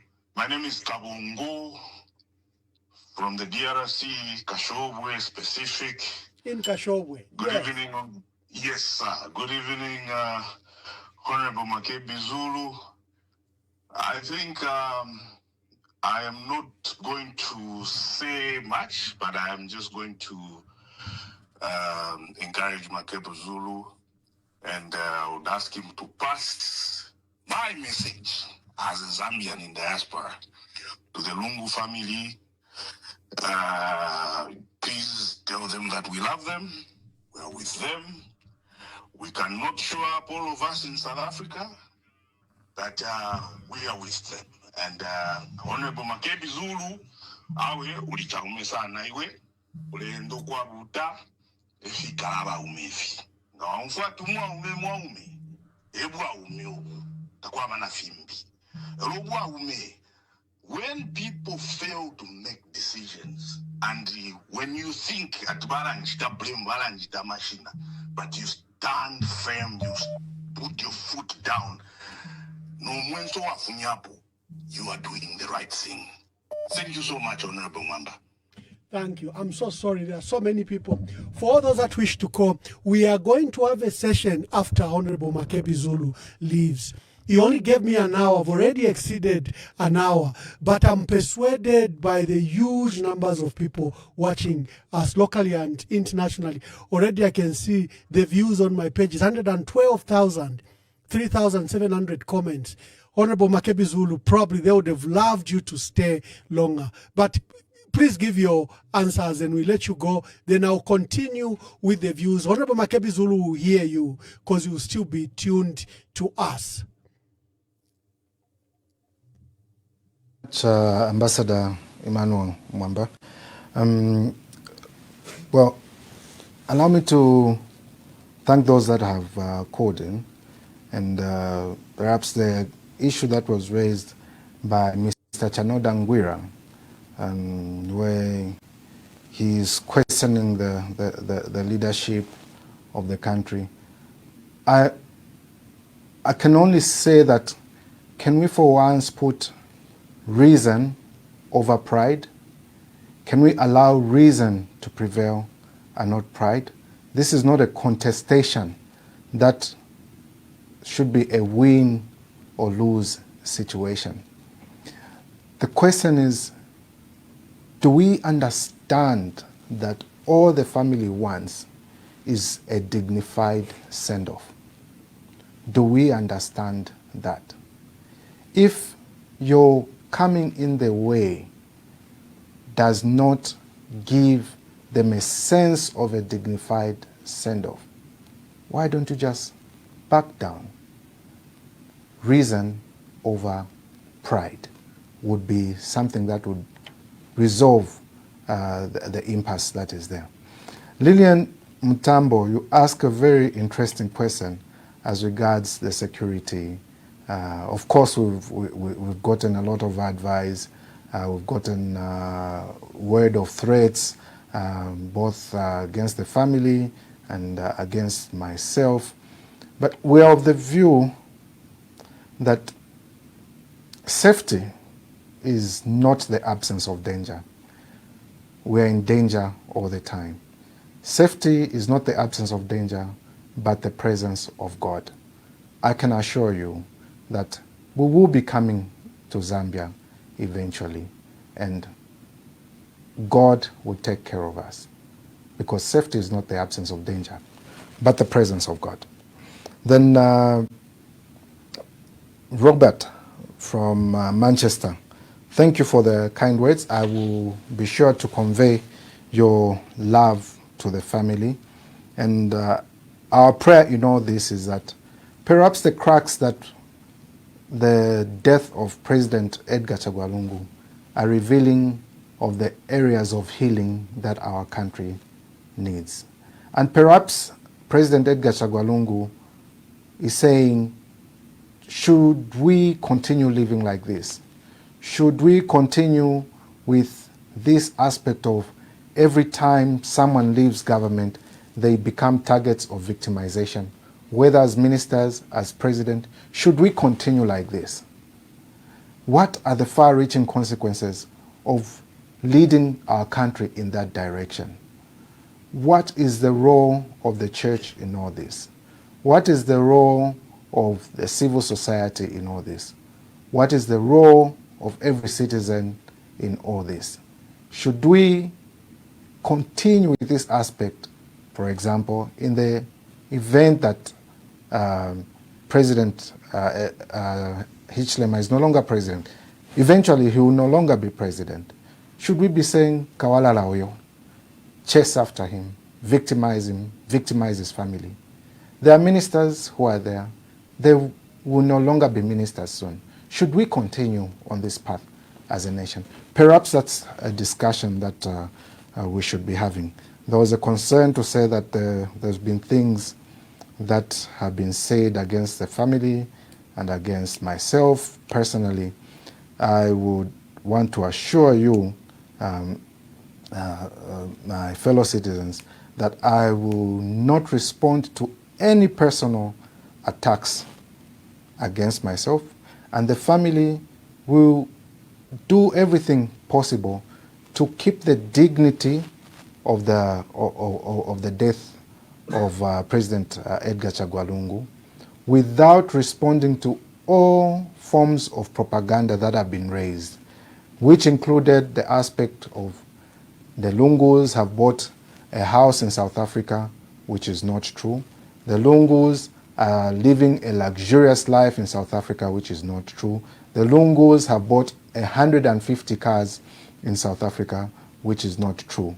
And it is for that reason that we're saying, if you want us to discuss, and we have called on the government to say, we're willing to talk, but please stop this mudslinging, stop this propaganda, because you need to come with clean hands.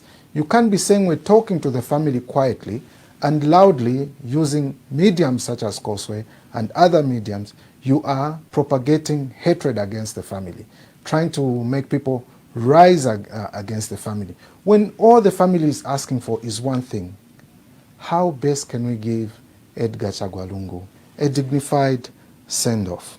Indeed, the treatment of the first family has been less than fair on them, and we will not succumb to all negativity But in all this period, we have dedicated ourselves to prayer and seeking the guidance of God in all this. That is what the family has dedicated its time to do, and they will continue to do so. Patrick Chilufya, thank you very much for your contribution. And you said the president doesn't want to lose. This is not about who wins or who loses. This is about giving President Edgar Chagwa Lungu a dignified send-off. It's a moment for reflection as a nation. What constitutes good leadership? What constitutes how to treat leaders? Even assuming that the leaders are bad, how are we going to treat our leaders as a nation? Should it take death to realize that what we are doing is wrong? I think not. And that is the concern of the family, that perhaps through the death of President Edgar Chagwa Lungu, the nation will find the healing that it deserves. And for that reason, I agree with what my brother, Sensho Banda, has said. And perhaps it's time that we reflected on those issues and many more. Ambassador, I thank you very much for having me. Unless there's an issue that I may not have responded to amongst the issues that were raised. No, Council. I know Robert, Patrick, you have exceeded, Council, you've exceeded your hospitality, but it demonstrates how important this matter was to the nation. And I'm glad that you shelved a lot of meetings, including the one you're already late for, to just give the insights you've given. I'll let you go, and I would like to thank you so much. Dear viewers, when we come back, I'll take all your calls as much as possible. I have so many calls, but let's see how many calls we can take as we excuse Honorable Makebi Zulu. How can you allow somebody who has murdered your son or your daughter, and you are still mourning, to come and attend the funeral, and we need to speak at the funeral? But how good your son was, and you know about it, you say, wait a minute, what's happening?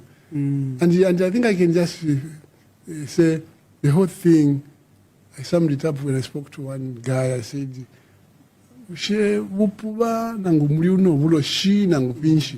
because how can you, Ambassador? The late indicated.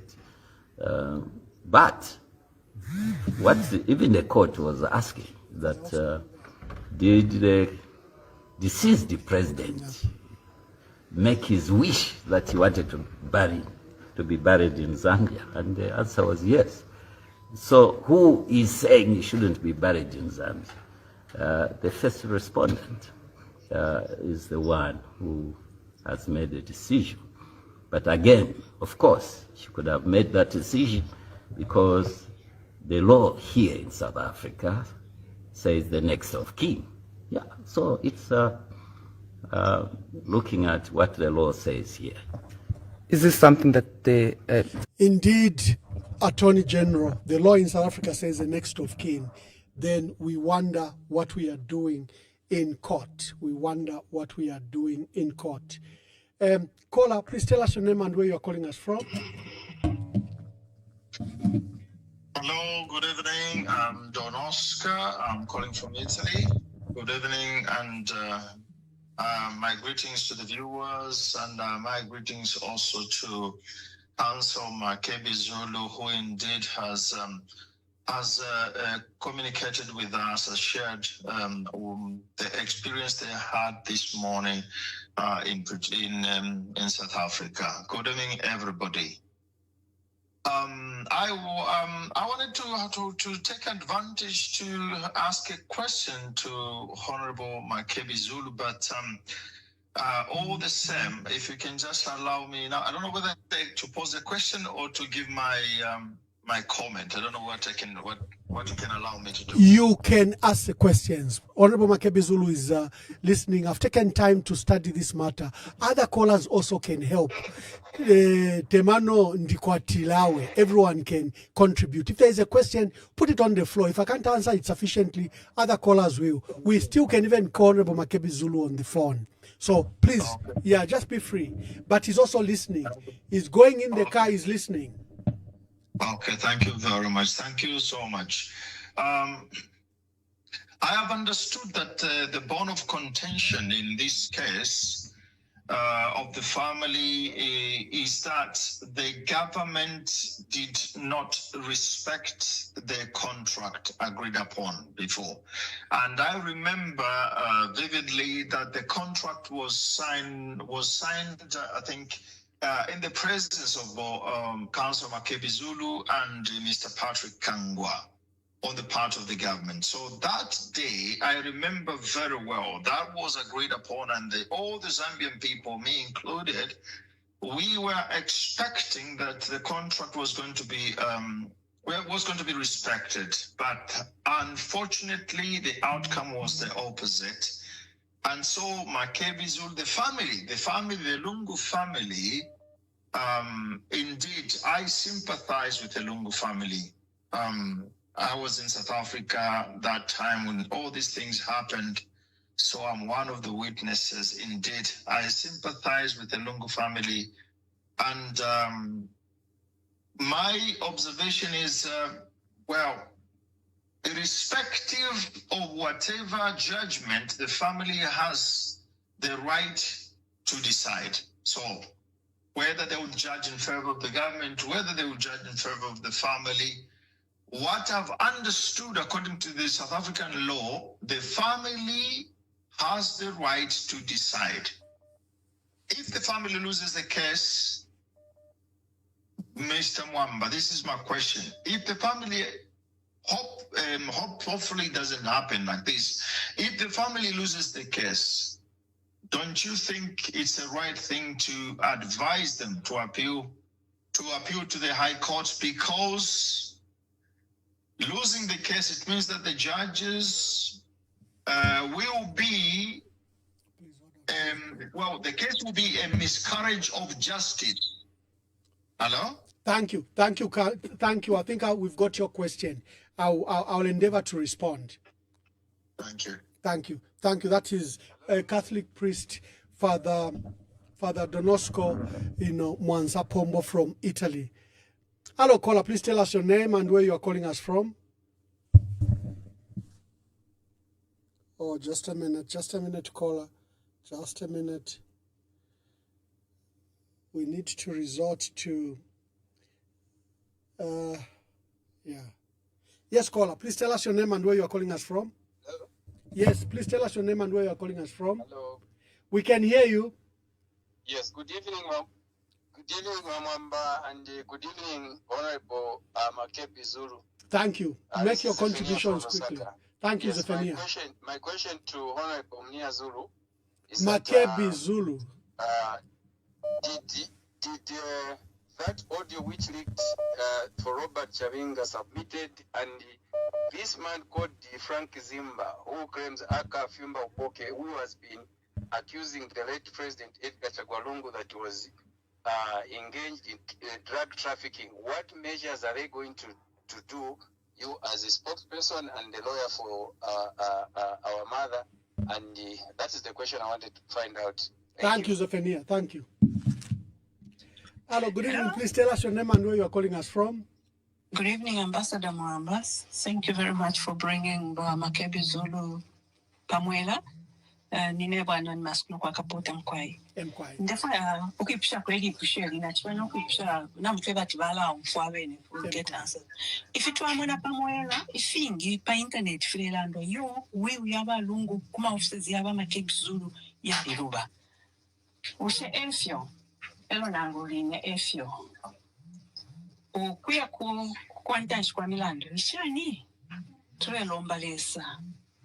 Mkwai. Mfana balondola bwino ke bati Pamwela palimbila musangonse kona uleshina lyaba president mufa yabo balikwata ekyuma kyakutukukyalo oku nabenna banashiwa n'abaana bonse libekeli balilosha kulya ati bali in luxury fira kwena natusula tefyo mbange fifi tutumia kwa ati Makebi Zulu under fire we have a lungu course kuma kuyali there's no copy in the high court fyo. Thank you very much. Thank you very much. Thank you. Let me take as many calls as possible because of the huge numbers of people waiting just to contribute. This is your show. Hello. Caller, please tell us your name and where you're calling us from. Okay, my name is Danny, calling you from Canada. Yes, Danny from Canada. First and foremost, I just want to let people know that let us put you, Ambassador Mwamba, in our prayers. You haven't slept. You've just been guiding us, and since morning of our morning today, I've just been following you. So we commit you in your prayers, and we thank you. Then I think as the lawyer Makebi Zulu concluded, I think he said a very good point. We've never seen our head of state visit or call the family of ECL. And for me, that is where I should ask all Zambians. If this person has never called the family, do you think he means well? Because Makebi Zulu said it in a very good way. We expected them to come and see us and sit down with us. We would have not reached this far. But what I'm saying is, this person just wants to bring confusion. But I'm asking you, all Zambians, let us pray for Zambia and the ECL family. Thank you and God bless Zambia. Thank you, Pastor Emmanuel Mwamba. Thank you very much. Yeah, let's take as many calls as possible. This is your show. Good evening. Please tell us your name and where you're calling us from. Mwamba, keep me just anonymous. Yes, anonymous. Make your contributions. Mwamba nachafu kuipshako nifu Makebi n'abaya. Bachabinga baranira ati bajaji ku South Africa bafire balya. Ushe ili audio bali chitako submit mukoti. Pandu tuletina bachabinga baliranda opina ati bajaji bafire balya. So nishina muri umulandu balali yapo taulapwa. Pandu twale mfatiyo ya audio kayibika mukoti bachabinga baliye bechalo atiyo bajaji bafire balya. Thank you very much. Thank you. Thank you. I'll ask Honorable Makebi Zulu just that question.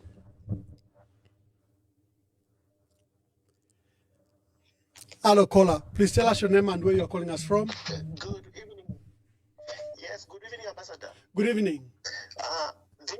Yes, this is Davis Chukumbi calling from Western Province, Mongo. Yes, thank you. Thank you so much, sir. And good evening, Council. Yeah. I just wanted to find out one or two things from the Council. Number one, apart from the very sister to the deceased that we see, is there any other close family members like the siblings of the late apart from that other sister? That is number one. Then number two, I just wanted to find out the position of the family, if at all the outcome of the court will be in favor of the government. Their plans do they have the plans of appealing to a higher court or what? That's what I wanted to find out. Thank you so much. Thank you. Hello, caller. Please tell us your name and where you're calling us from. Hello, caller. Oh, we lost that caller. Good evening. Please tell us your name and where you're calling us from.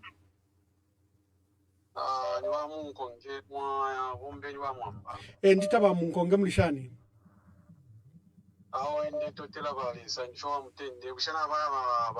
Ipusheni ama ipusheni mwaku ipusheni fe nangpane fe mulelanda whether poverty or not is part of the program. Okay, awe ishkwetele fya kurande fingi kukoseresha fyo kwebati bakonkanye ko fyo kupepa gefe washintira palile satura bapepera kona ngula tabatu ishiba oro fwe bali kulu bali lwabonga ture pepa oro ture mune fintoko fileya filelango kulingana na leso fya lefuwa turaba bansanza so ndeko seresha ko fira bamba na family yonso ko bali Tafiri bashintirira abaye kata kuri Kristo bakonkanyepo. Tafiri wa porota kafirwe. Bakonkanyepo. Icho baromba kuri yena. Ekikachitika. Tapaka bichimbi chikachitikao. Bakarara fe mucho bote abafyashini chitaikafika kulingana na Kristo umwe so ichetekero chabo nokushintirira muri Kristo bakonkanyepo fe pamakasa. Thank you. Hello, caller. Please tell us your name and where you are calling us from. Good evening, sir. Good evening. This is Professor Siame Felix from Devon. Oh, yes, Professor. How are you? Okay, and how are you, Your Excellency? Or should I say my Excellency? Thank you very much, my dear brother. Thank you, Professor Felix Siame. Yeah, just a little bit. I live in South Africa, as you can talk about it. And the law of South Africa entails what we have all talked about, that the body belongs to family. I kept hearing in the courts, someone saying the Zambian law. And yet, the body was in South Africa. If I commit a crime in South Africa, they don't follow Zambian law to punish me. I commit a crime in South Africa, they deal with me in South Africa. We have had issues of people like that other guy, Bushiri and Omotoso. Their countries beg that they should be repatriated. They should go their country to do the whatever offense they did. They said no, they committed a crime here in South Africa. This body is in South Africa. The courts are in South Africa. Zambia has got no law about the late president where they should be buried. So I think if there's a way to avoid that, it could be helping, because people fear about that. Secondly, we all know that it's not the Lungu family who brought this problem up. They were very ready to bring the boy to Zambia, except after our country or our nation, Zambia leadership, changed their position and want to swindle the body. Lastly, I have come to a conclusion, spiritually speaking. The issue is not about honoring the president. We can still honor him even if he's buried in Monrovia. We have honored people, we don't even know where they were buried. They were freedom fighters. It's about the body. It's a body. Papa body palilia sharp. That's why I was one of the first pastors to write on that the star of ECL was strong and people were fighting about it. This is where we are now. If it's about honoring him, we can still honor him even if he was not buried in Zambia. So this issue of the body is what we need to pray about. It's something spiritual that we need to talk about as Zambians and not ignore that the family was ready to bring the body to Zambia. We are ignoring that part. Thank you, sir. Thank you very much. While I was ambassador in Ethiopia, every national independence, I would go to the Commonwealth grave, because there are two Zambians who were buried there during the war in 1942, and we still honor them, but they're buried in Ethiopia. I suspect this is someone I think I know. Caller, please tell us your name and where you are calling us from. Good evening, Ambassador Mwamba. This is Isaac Mwanza. Okay, so I couldn't mention you because 90% of Zambians want to be anonymous, so I didn't want to expose you in the event that you wanted to be anonymous. I'm a person who loves to be very clear. Yeah.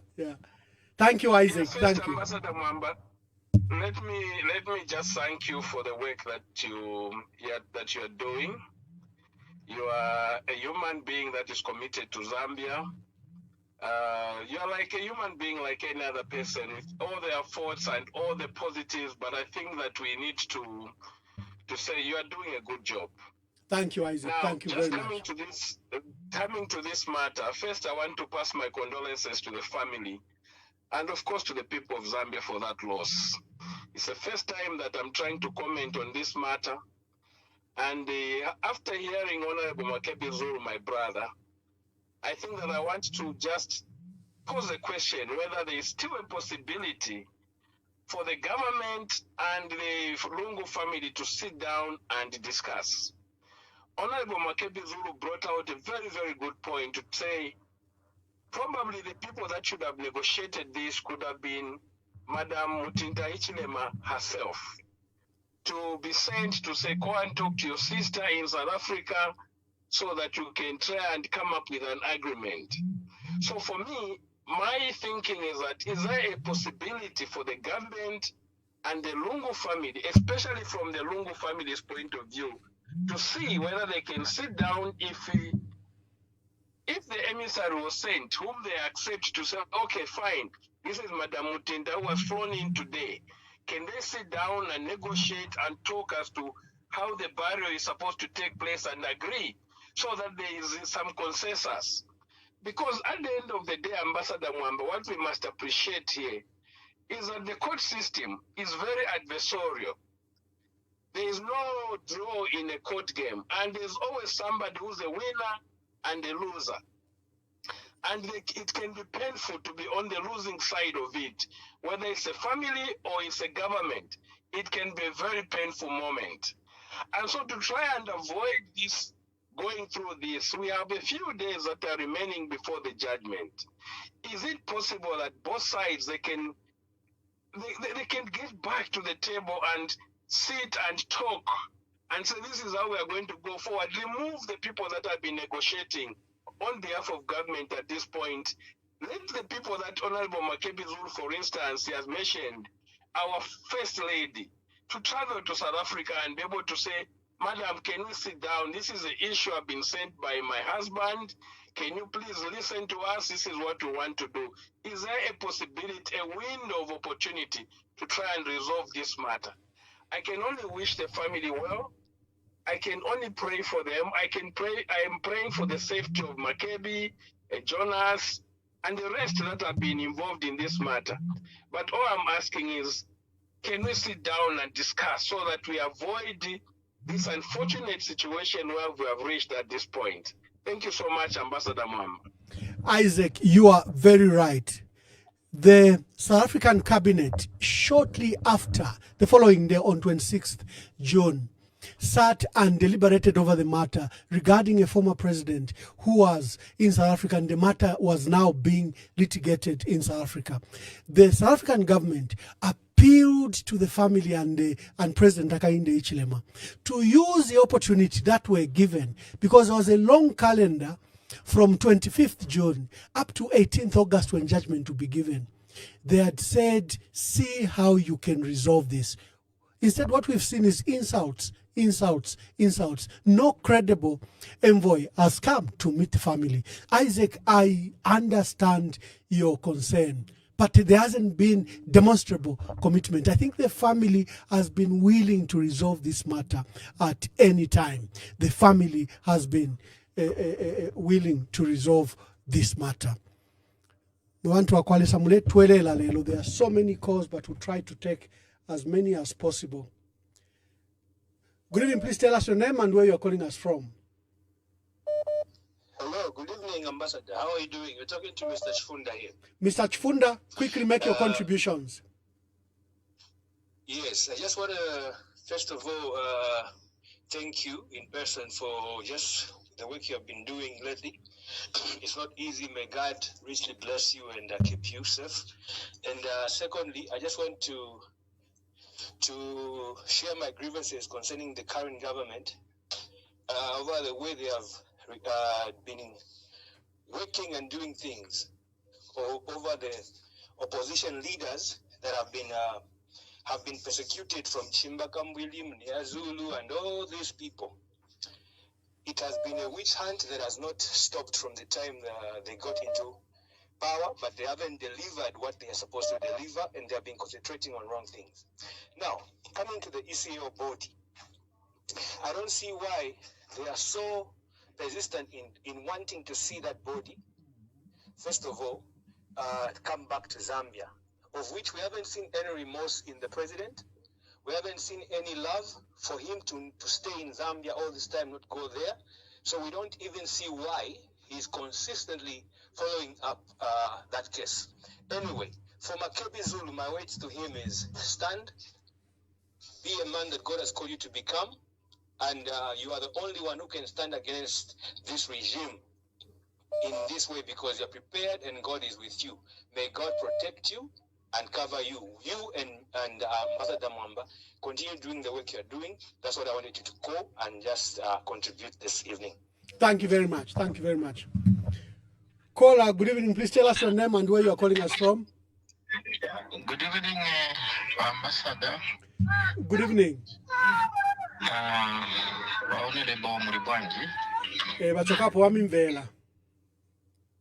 Okay. No, ndifuna bene kambe kuti bankale wolimba mtima kumenya na nkhondo because aba bamene balipo ba president aba bafuna kuononga chabe ngaone mwamene wavutira ba first lady bafoma first lady na manje ngati munthu safuna ijabu ngatafuna be afuna kutandizira mwachazoona asemba pasa ulemo family na kama kuti wachite bamene bafuna kuchita manje apa mungaone kuti wali na mapangano yoyinango chabe pali jatupi aba foma president usatanism ulimo ziko. Thank you very much, caller. Caller, good evening. Please tell us your name and where you are calling us from. My name is Walia. I'm calling from the United States of America. Walia, please make your contributions. Yeah, I'm going to say it has already been said. I think looking at this matter, it's like, I think it's just a spiritual. Hello, we are losing you. Hello. Uh-oh. Hello. Call, are you using speakers? Oh my God. Hello. Oh, I'm so sorry. I have to cut this line. You kindly call back. Kindly call back. Hello. Caller, please tell us your name and where you are calling us from. Caller, please tell us your name and where you are calling us from. Ambassador, this is Mwewa Chilufya calling from Livingston. Yes, Mwewa. First of all, I would want to pass my condolences to the family, the Lungu family, especially Mama Esther Lungu. Mr. Samuel Mkupau was a very, very close friend to Mr. Lungu, Mr. Given Luvinda, and the entire PF family, and of course the Tonsarans family. It hasn't been easy, but what I can tell you, what I can say is that God is with you, the family, to our Lungu, and maybe Mr. Makebi Zulu can give us a ticket when we are buying, so that we should buy a ticket fast. That's what I'm going. Thank you very much. Thank you. Hello, caller. Please tell us your name and where you are calling us from. Well, this is Anonymous from the United States of America. Yes, Anonymous. No, my words chair encouragement kuli familia wa Edgar Chagwalungu. Walimbe chabe mulungu alina beve and mawe amene bakamba bakanso Makebi Zulu yakyokamba after maliro ya Siraya lokunga twashika ku South Africa maliro bazabwera ku Zambia bafunika che kubwera ku Zambia. Zambia ni atutonse kulibe mwini wake wa Zambia amene Afrika ashita intimidate mzake. Kulibe amene ana mapepa ana matitle deed ya Zambia kulangiza abantu ati Zambia ni yanganeka South Africa kubwera South Africa kubwera. Kulibe na bamene vinga chitika ati ya court cases bazapushinga lamulo ndi amene zachita bwanje ambassador iza sevenza aliyense muntu amene azamba kutenga chera mulo manja mwake after all this drama ends lamulo zaka wakonka wazakaenda ku prison. Zambia ni Mzambia na aliyense. It doesn't mean that abantu wakuvota wankala president manyesho wankala mpamvu chira Mzambia na aliyense. Yeah, that's not the way it is. Zambia is for every Zambian. Waja wali monga ni administrator tinawasanka che kutiranganira che but ikafika time ngataona tu administrator swase wenza buno bwino tinampa mfudzo zochita bwanji zowapeleka kwa wenza kunkara. I submit your answer. Thank you very much. Thank you very much. Hello, caller. Please tell us your name and where you are calling us from. Hi, good evening, Ambassador, and good evening to every listeners from across the world. I wish to remain anonymous at this point. Thank you. For security reasons. Yes, I wish to lay my contributions or my concerns. So, looking at how things are working out, a lot of people are emotional and they don't know what the outcome might be. I've been scrolling through Facebook during the day, and I've seen how the UPND praise singers or the UPND members are jubilating over what was in court today, because maybe they lack knowledge on what was taking place. But that is not a problem. I just want to quote from the Bible, where Paul and Silas prayed and the prison gates were opened. So this is a case where people think that the Lungu family have lost. They may have lost to the Zambian government or the people of Zambia, but they have gained in the sight of God. And what I know from the Bible is that God fights for the defenseless. And the defenseless in this case could be the widow and the orphans. And the Bible also says that whatever you do, just know that it will come back to you later on in life. I wish Mr. Hichilema could have a heart as a human being and think about the widow and the orphans, what he has put them through. They have not put their beloved to rest. Tomorrow marks exactly 2 months. Nikuisa tu amonapo kutati chitumbi kuzambe kwasunga for 2 months.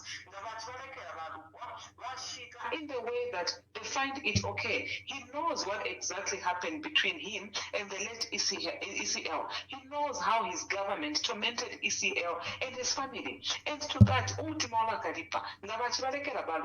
to do what they feel is right for them to do at this point in time. Now, we have seen, we as the concerned Zambians, we have seen how the family has been tormented around, has been tossed around.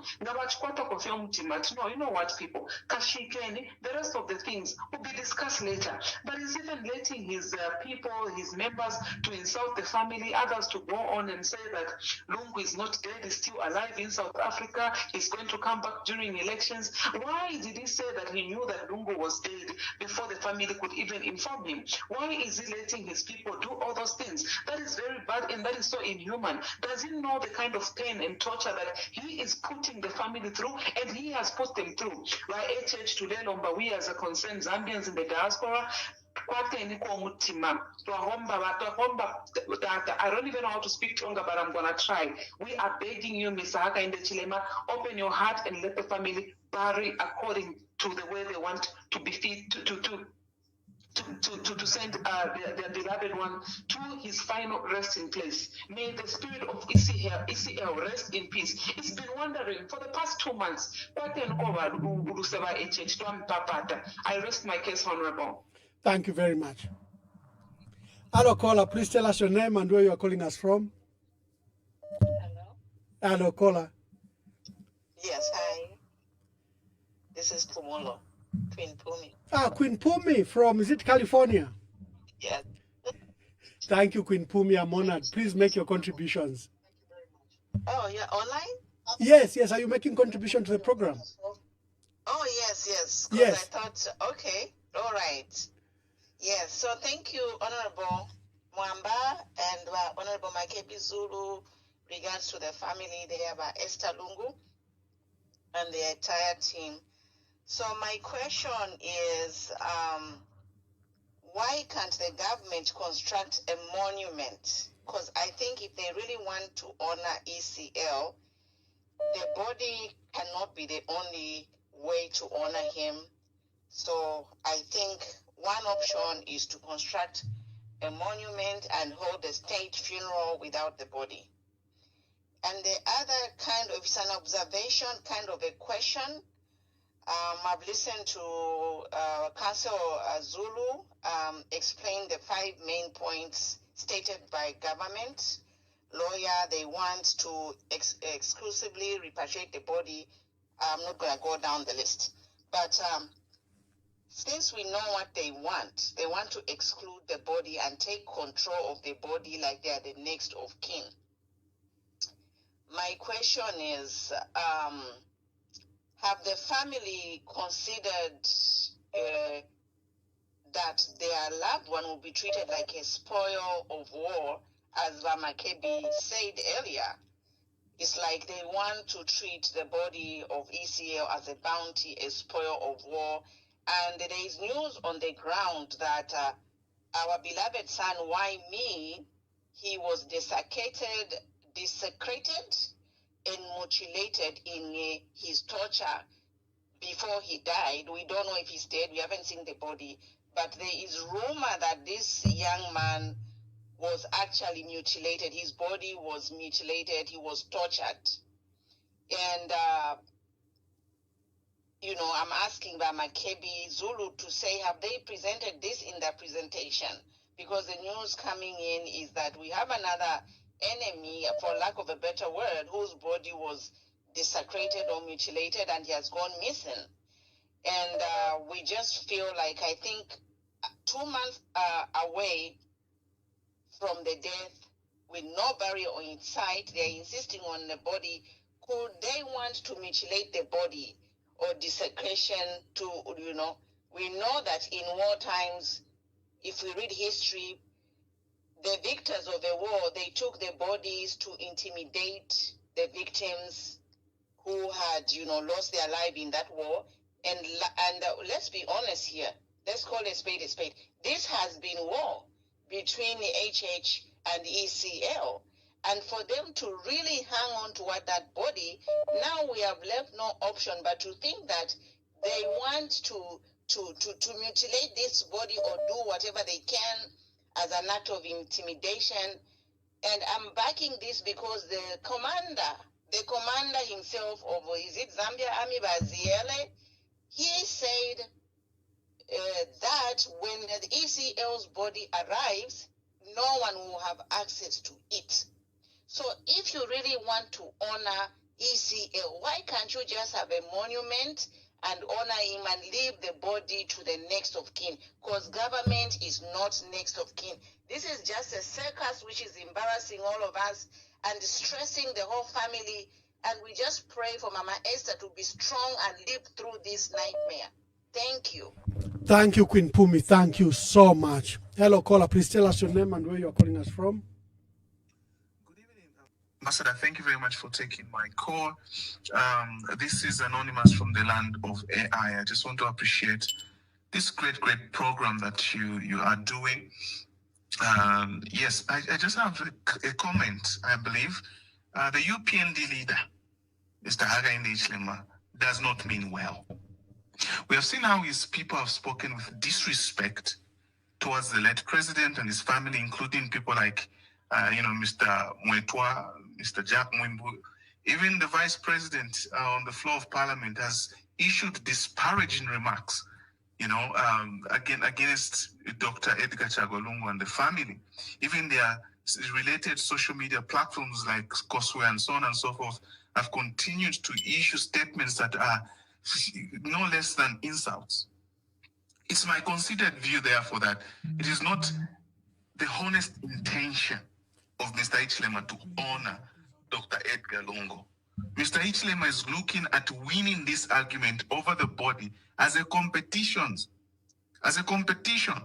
for reasons that may be way too sensitive to even mention on this platform, And so I want to read a quick verse in the Bible, Exodus chapter 22, verse 22 to 24.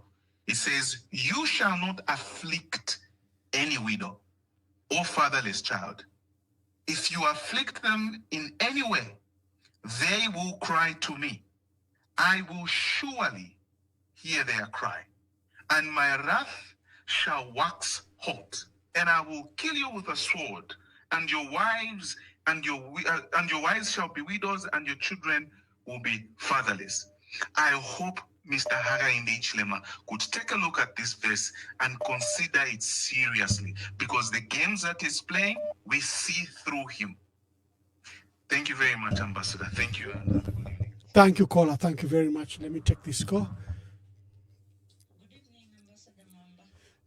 Just hold on, please. Just hold on. We have another caller who's waiting here. Just hold on. Yes, caller. Please tell us your name and where you're calling us from. Okay. This is Anonymous from Zambia. Yes, Anonymous. I just wanted to contribute, or rather add some words concerning the same challenge that we experience in the country. First of all, I would say it's good that God has made it in this manner, that as a country we are learning something out of this. You can hear me, right? Yes, we can. Please contribute quickly so that we can allow others. We are beginning to wind up. Okay, thank you so much. So, I also wanted to comment on Mr. Isaac that I said, if at all there is that period of reconciliation between the family and the state. I feel myself that time is no longer there, because if somebody reaches an extent of taking you to police or rather to court, I think that period is over, and let law just guide, and then later on, that's when maybe they can reconcile. As for now, I think there is no that period of, there is no that time of reconciliation. Thank you. Thank you, caller. Hello, caller. Please tell us your name and where you are calling us from. I'll remain anonymous for tonight, Ambassador Mwamba.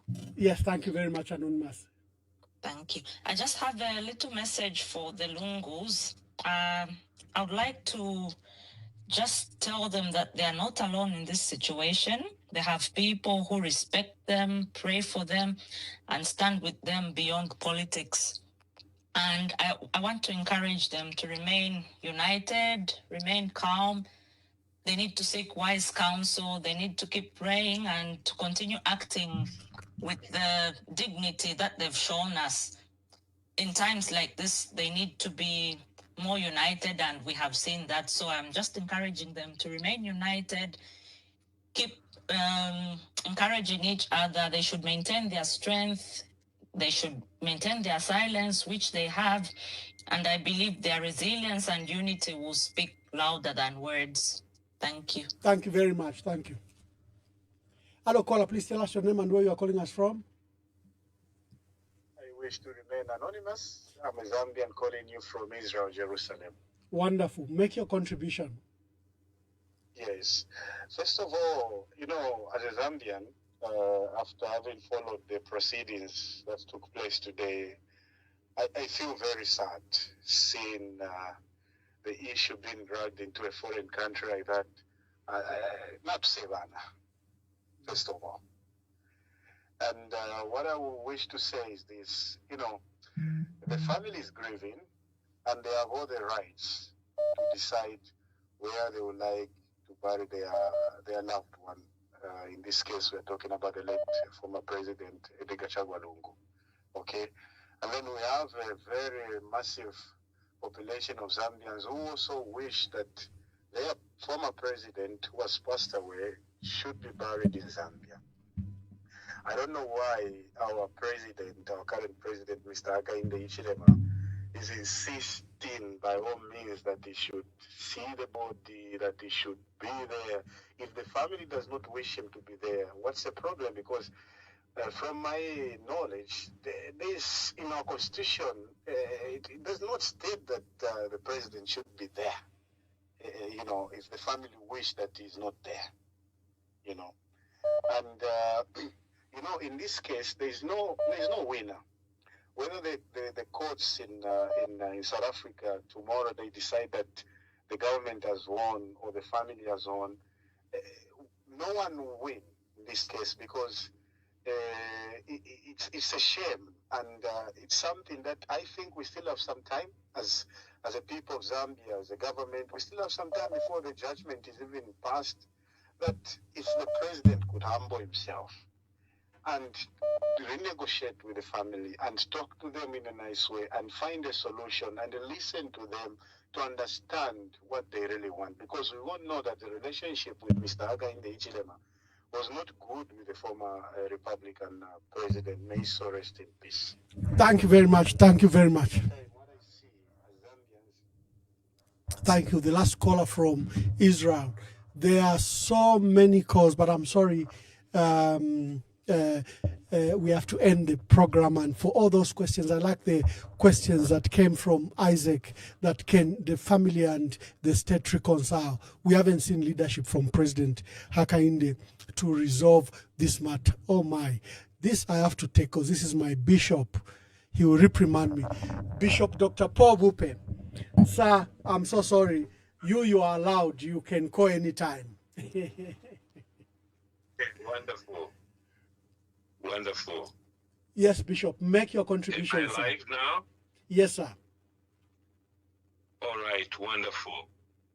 Well, first and foremost, I'd like to commend State Counsel Makebi Zulu for representing the Zambian people well.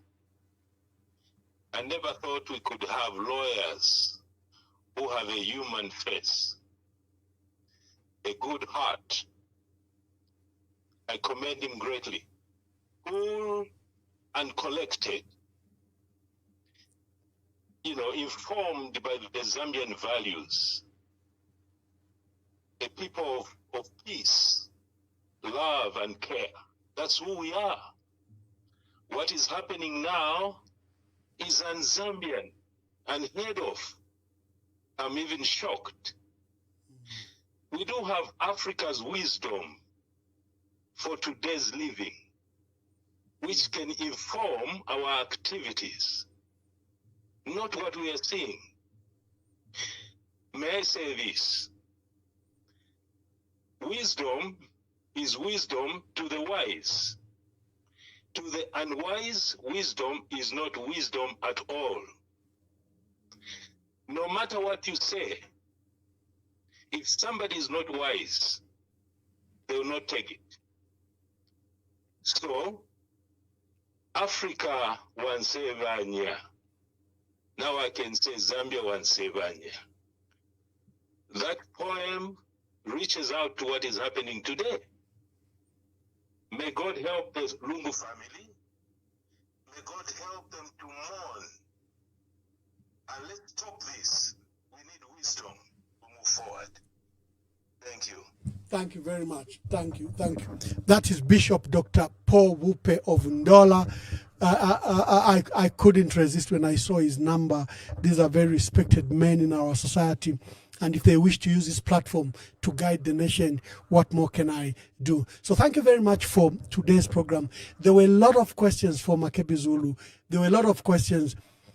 But ignore the propaganda that comes from especially from Koswe, that or whatever subsidiaries they create. Ignore that propaganda. It's meant to divide.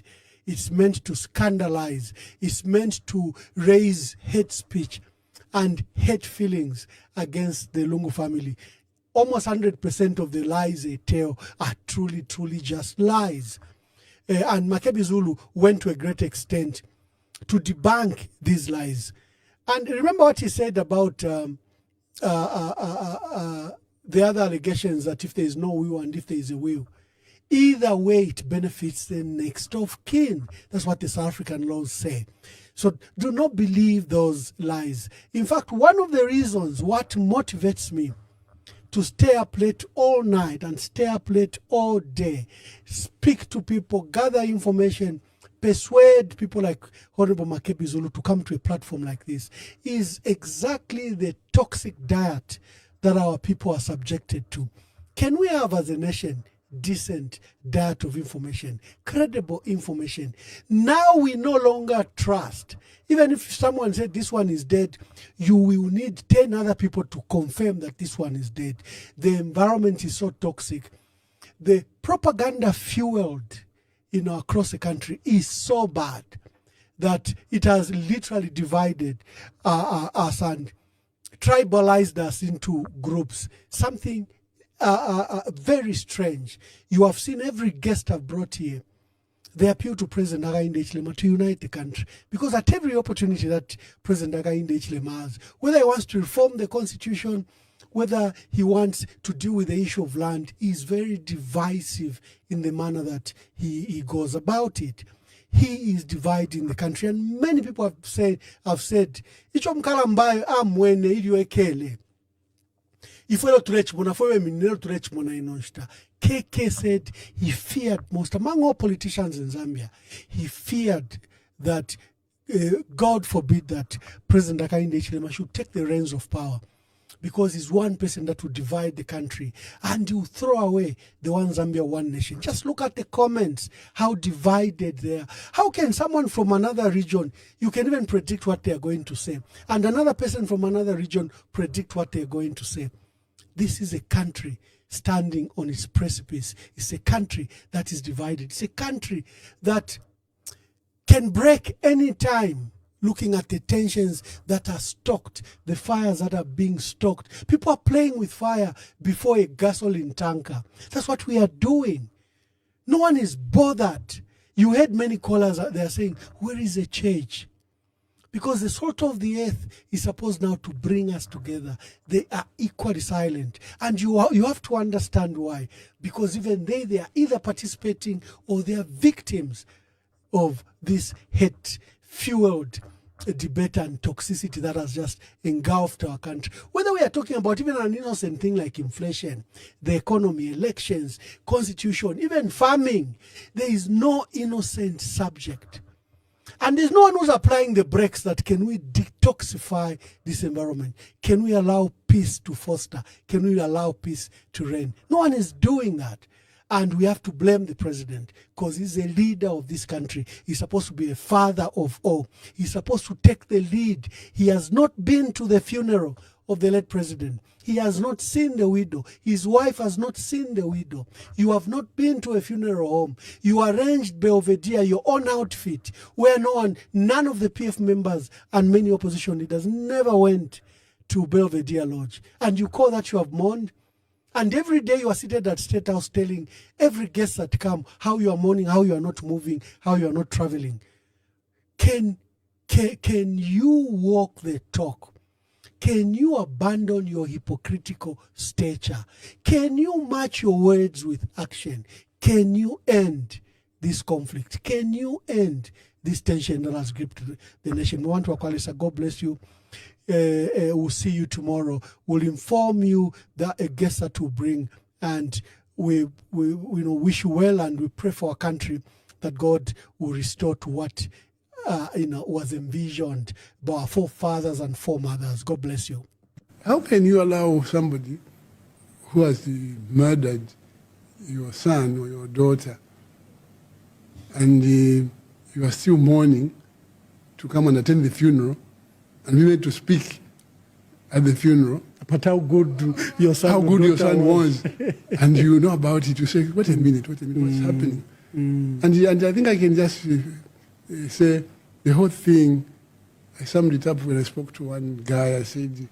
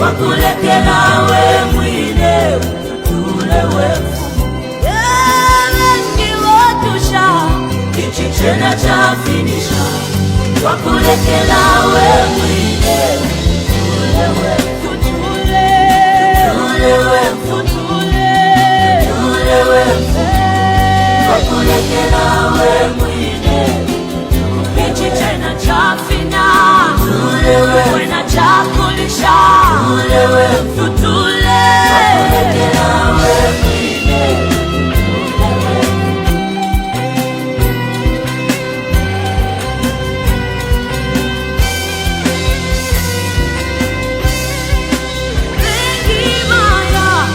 ichichena cha kalika wakulekela we mwine tutule wefu wengi wotusha ichichena cha finisha wakulekela we mwine tutule wefu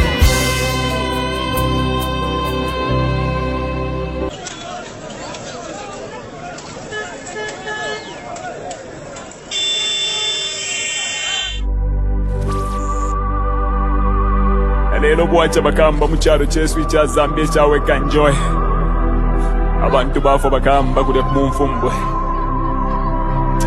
more than 20 people barebe pati ni babiri bagamba fish to arufyanya people have died mumino yabaka pokola the police killing people why in the same government bagamba abductions have happened. Makamba, if you're not with them, it's either you're dead or you're in prison. This government, you're going to change big man. Fish to Arfianya Pakumika office. Fish to Arfianya. Why me? Missing. Achani Rubamwaicho and Dizona. Where is why me? HH, get us with your government. Where is why me? Give us why me. Justice for why me big man. Wachila mo HH. Wala tupwisha bega kutupwisha magamba. Yatwale kia kulanda big man. Youth. Maena watata. Sabia tuwasevana. Magamba. Wanesa tuwapweni. Mujala jesu. It's ya Zambia. Tuamona mwempwa bagao tuamona mwempwa na abductions bagao ubuteko toaleta wadulete lama amazala mush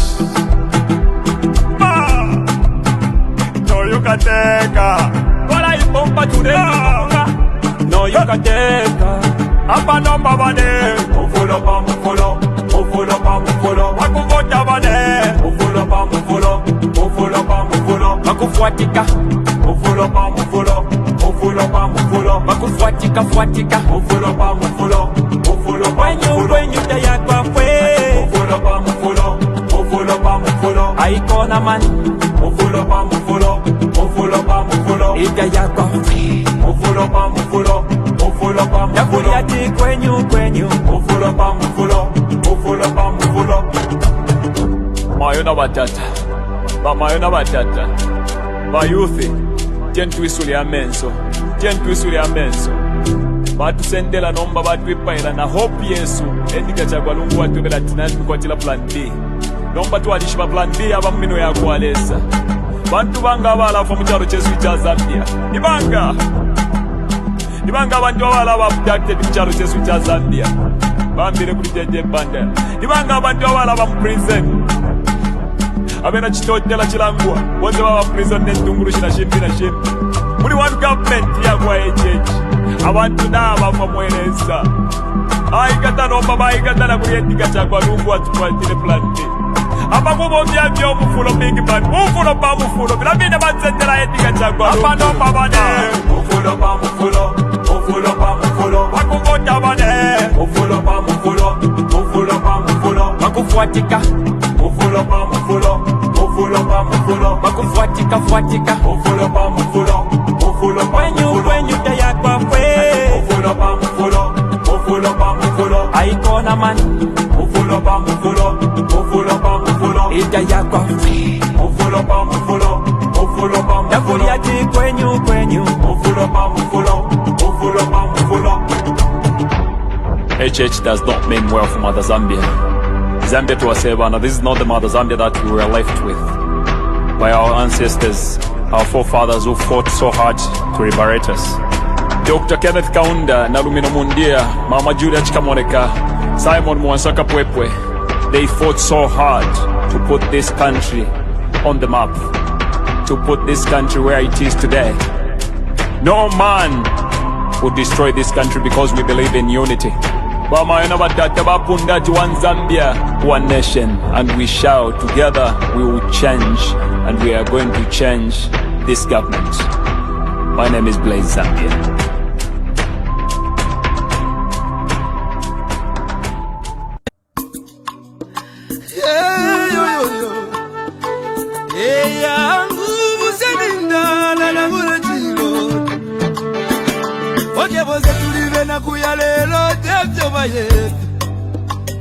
Amita pendwa ya vintu ifisume vyonza bula kwibukisha Kana depochimo Wimbo wa temenu wa katongi Abazunga watita katongi Nagula kwibukisha kateka Kaibuku muna kapona Neseko siove pamenso Yangu ama umebaya Iyaba Iyaba ume Iyaba ume Iyaba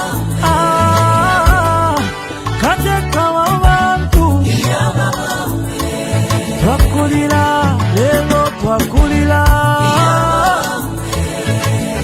Shika kukonke mili moshove